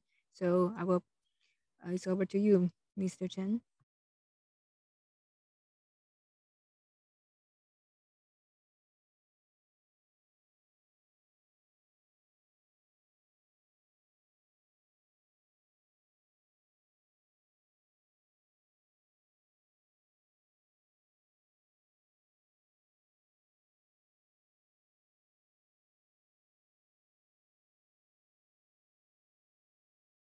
thanks for Mr. Wan Thomas share some of the best urban design project in Hong Kong to also our mainland friends. So now we are open to the Q&A session. So if you have any question, please type in the Q&A box. So we will pick some questions and then ask the speaker to respond. So to begin with, I would like to ask the questions to maybe to the first project first. The Jingkou Revival project. So this project is very interesting. It's a very encouraging alternative to try to tackle the issue of gentrification. And I also see there's a process of engaging the villagers, which is a very essential ingredients for good urban design projects. I believe a lot of the audience would be interested to know what exactly happened after because it's a UABB project. So after the Biennale exhibition, what actually remains after the exhibition, and what actually could continue to contribute to the village community? Over to you, Mr. Yin. Okay, thank you. That is a very interesting question. So basically, after the 2017 UABB, mainly most of the facility are remaining. As I introducing in the lecture, the plaza, the exhibition building, I mean the gallery, and then also the infrastructure, and some of the renovated village house. So basically, these are all turned into kind of a public use for the community and also for the visitor who visiting the village. And after the 2017, I think first of all, I was very surprised by that most of the village people who are living there, actually they feel very proud and very surprised that kind of exposure to the public and also to the media. And they cannot imagine the village they live in has such kind of a potential and also energy and affection to the society. And then after that, basically, as I mentioned before, the village actually is centrally located in the ecological protected zone. And right now, the surrounding become part of it is like a tourism project, and part of it become a kind of a open green kind of a public area. And the central actually become a service center or a visiting center for the people come from the central area of Shenzhen or outside of Shenzhen. And right now, I think recently, like weeks ago, I go to revisit the village. Actually, most of the empty house right now have become, some of them are turned into a retail, and some of them turn into kind of a characteristic hotel, let's say. And then some of them are kind of the young people returning to the village and starting to live there and running their own kind of small business. So I think after kind of that kind of a long process, around 5 years, I think the Biennale began the process of reviving the village. And then right now, the village are facing to another round of like kind of a, let's say, urbanization. Urbanization in a good way or a bad way, both way works. So we will do another round of intervention from right now and helping the village to growing in a more healthy way. It's not just turning into kind of a pure tourism direction. Yeah, thank you. Yeah.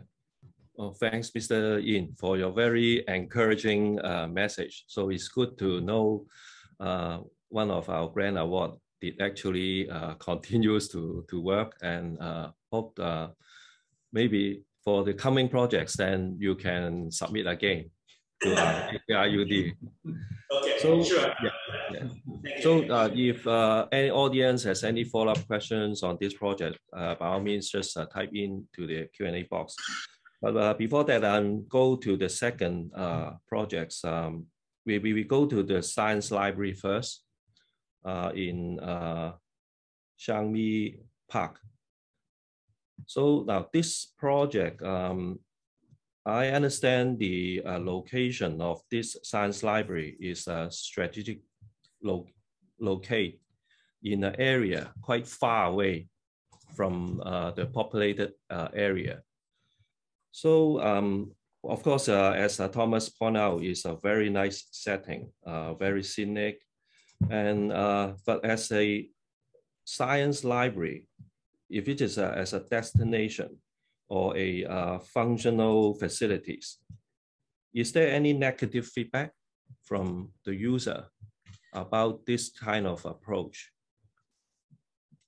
If I answer this question correctly, so is this question asking that the location of the science library is not that accessible to the public?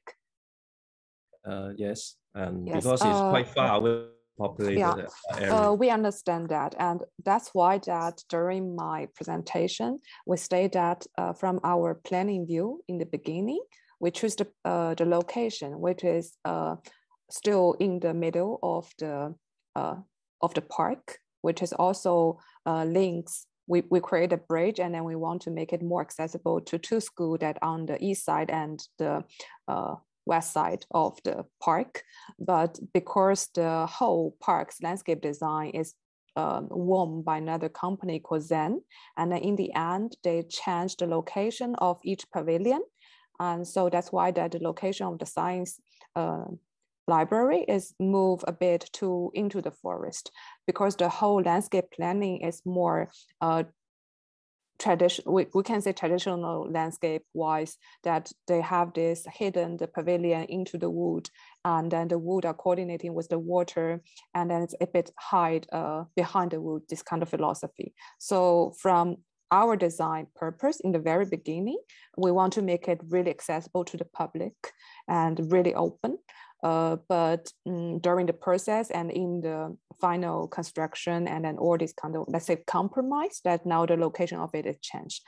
Yeah, so, but it's also, I think, have good side and bad side. The good side is that people still love this kind of feeling, that to explore that library. And then when you end on the top hill and then look back to the Shenzhen, it really broaden your eyes, and then it's give you a panorama view of Shenzhen as a hidden treasure. So we also found it, this kind of feedback is also quite good. Yeah. Yeah. Well, when we first look at your project, the first thing come to our mind is, well, how come it can be located in such a stretch of greeneries? So yeah. This is actually maybe a good thing because of this accident decision that to choose to locate in such a remote area. But the effect is quite impressive. So whether there is any negative feedback, we don't know. So we still have to hear more people from, and then maybe also if other speakers have been there, maybe they can also share their experience when they visited it on site. Yeah. Well, certainly, we'll try. If the border is open, we'd like to organize tour for Hong Kong IUD member to go there to have a look, and we'll meet soon. You bring us there. Yeah. Yeah. Okay. On the canopy of light. So this is a very good example of urban intervention. Quite a very obvious improvement to the city environment, and in an amazing speed of construction, just Mr. Shah has shown us in China, we can build so quick. And I would like to know is when Mr. Shah, you present your design, I noticed that the space basically is only used for circulation with not much trees, and photo doesn't show people using the space. So what is the reason of that? You just built the canopy. Of course, I understand because it's a railway station, but would there be other functions that can be also be compatible with the proposed use?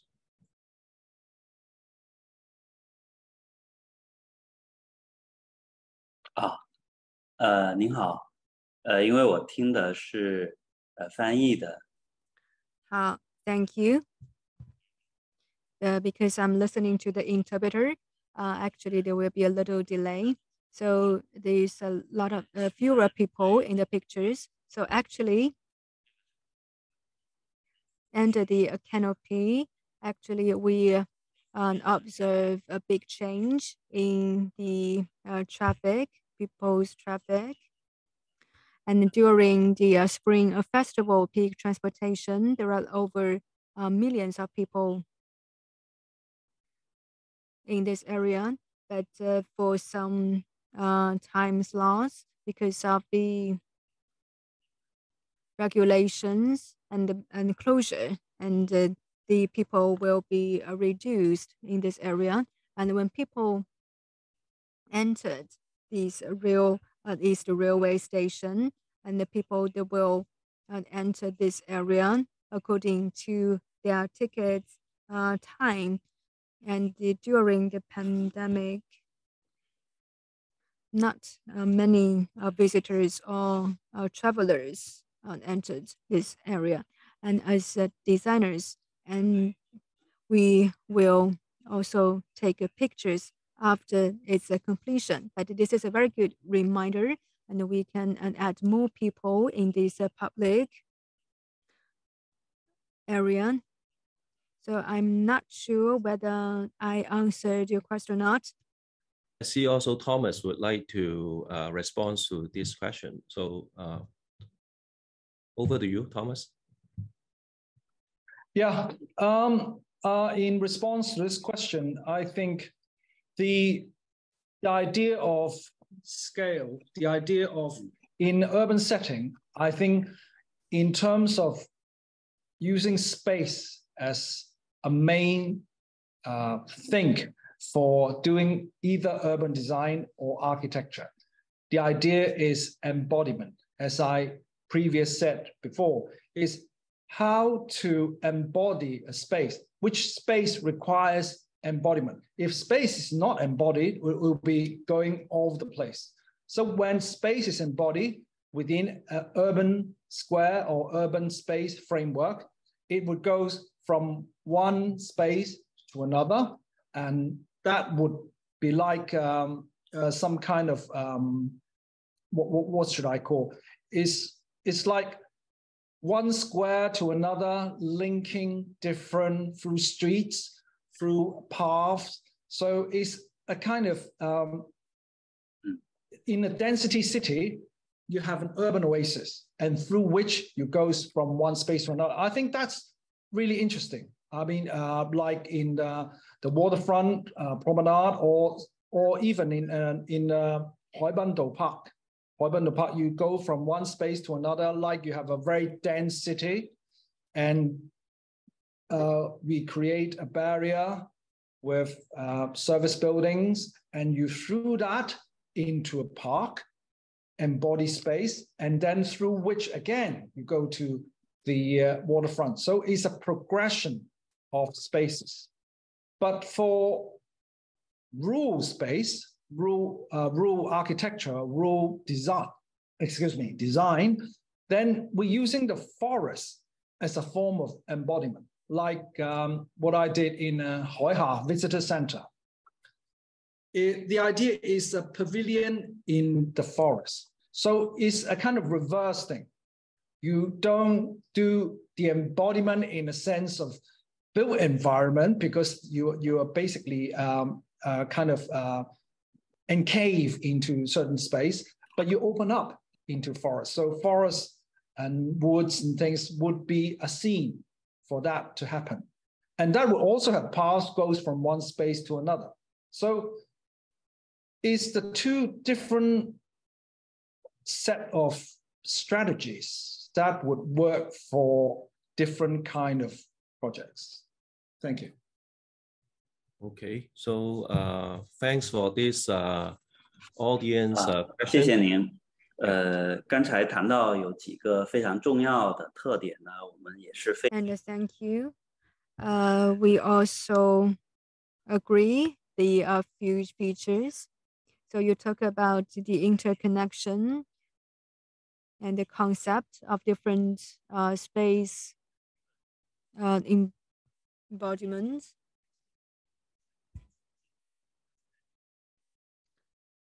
So after these 2 times of the retrofit, so we think in this urban design and urban space, and in the phase of planning, and those phase is very important. And we also design the 2 layers of the space, and we also design the different towered buildings because of their policies and economic development, and many designs were not implemented. And that's one of the reasons why the entrance was located in a dark place and of this station. So we think this high accessibility and the high connectivity are critical elements in the urban design, and we can seek the retrofit and opportunities to improve the old design. In addition, for the big project retrofit has higher cost.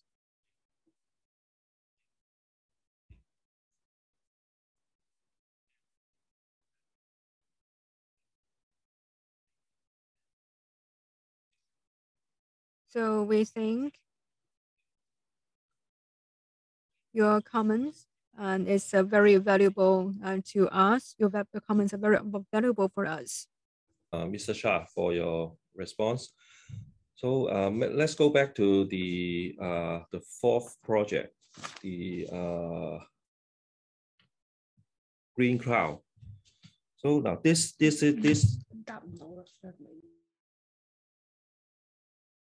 Okay, unfortunately, we lost Mr. Zhong.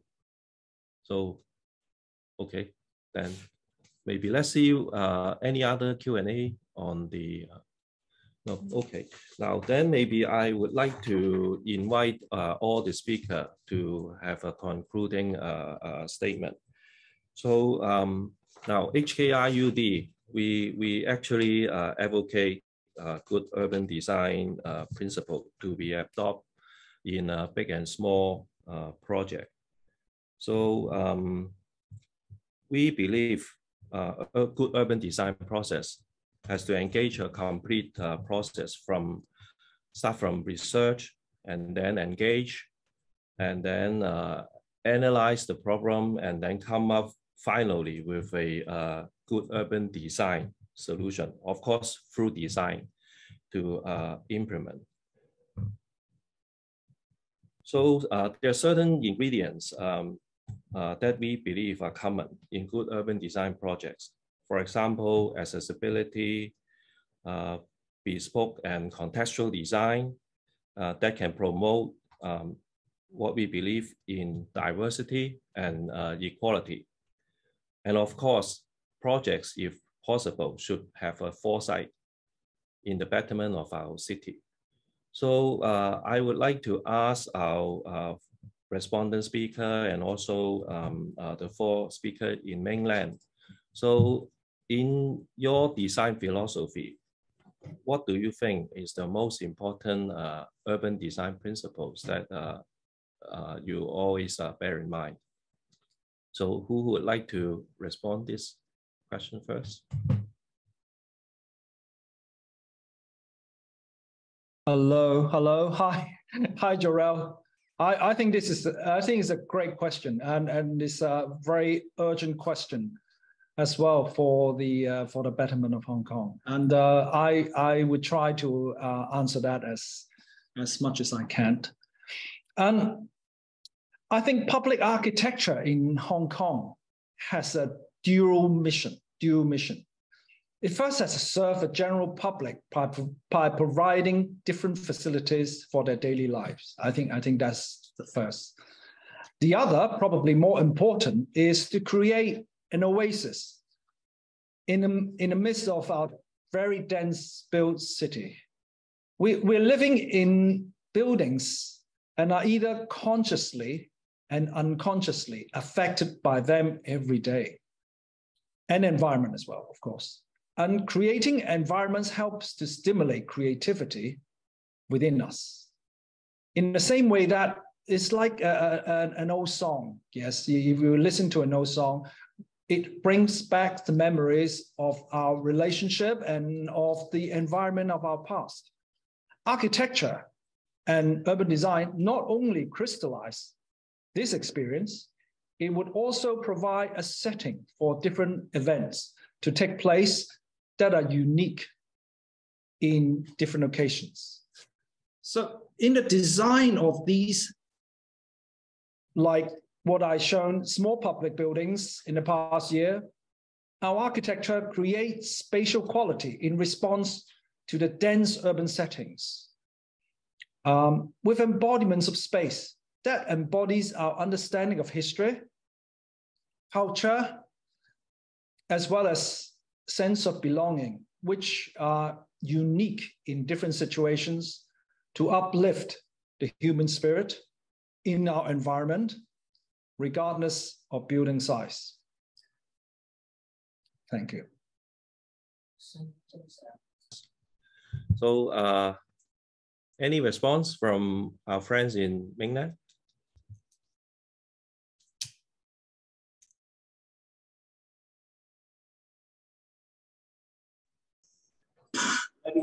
Maybe I can give a little bit kind of feedback on that. So basically, I think from what we get from no matter the Biennale or the way we work in several years. So we think for us the most important thing is think over the design. So basically, every designer using space as an instrument or a tool to intervening the reality. But I think for us, think about something before the design and think about something after the design are more, not more important, are equal, like let's say equal important than design itself. So what I want to elaborate here is like something before the design is like, as we study the urban design or whatever the spatial design, we need to think about what is the issue, what is the major purpose for your design, or what is the design for? I think that is very important. And then after that, I think there was a strategy to make the design itself has a long-term effect is to like think about the program and also the operation ahead the design. So I think after the design, the spatial become a reality, but how people can use it and how people can activate it, and also how people can creatively use the design itself, I think will give more energy to the design. So I think basically it's like enlarging the spectrum of the design. I think that is very important to me and also my team. Yeah, thank you. So, Mr. Zhong or yeah, and yes. Mr. Shah and Yujun, any feedback from you? Yeah, I think that from maybe we could share something that we, as a Dutch-based office, that we're doing a lot of project in mainland and Hong Kong. No, in Great Bay, mainland Hong Kong and Great Bay Area, and in the past years. And we found that one key principle that in our urban design, no matter we do in landscape, architecture, or master plans, we do in a local way. We have this saying from our key director that think internationally and design locally, because when in the beginning stage of the design, we use an critical aspect, sometimes it's from, the Dutch planning aspect, that to criticize or critically thinking the site and then find our approach into the project in a sharp way. But in the second stage, when we really land down into urban designs and in our architecture, for example, like this building design in Xiangmi Park, we start to act in a very locally, that we're starting to talk with local materials, local Lingnan architecture style, and then the way how people will use them. And we start to imagine like local people on the site.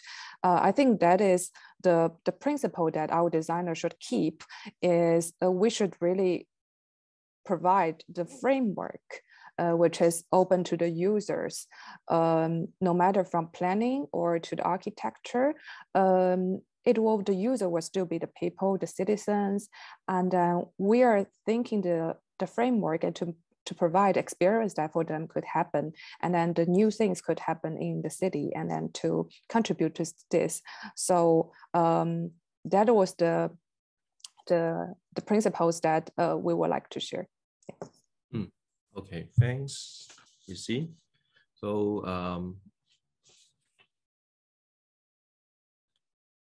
let's see. Mr. Shah, so do you have any things want to respond or?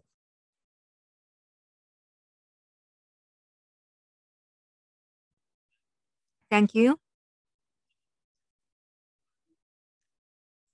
And mentioned by the previous speakers, I also recorded the projects of recent years.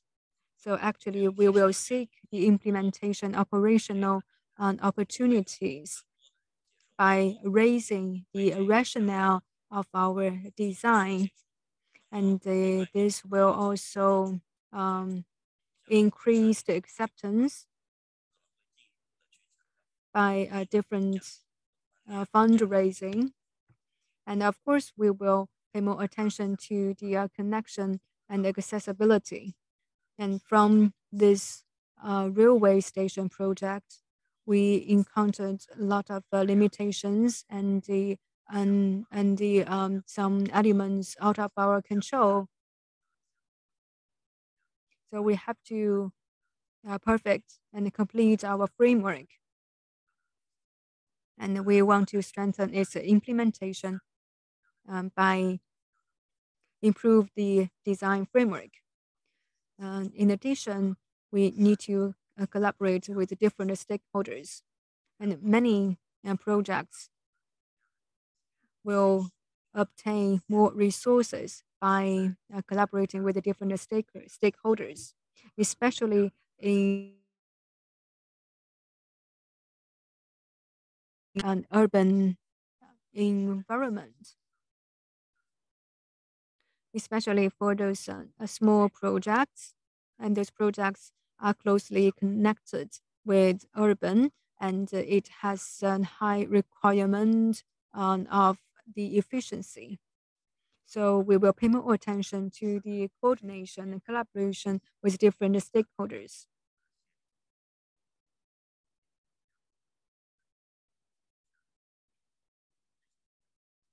So those are our experience from the railway station project and the recent projects. And those are our experience we would like to share with you. and I also very cherish this opportunity to sharing with different colleagues and peers. Okay, it's almost the time.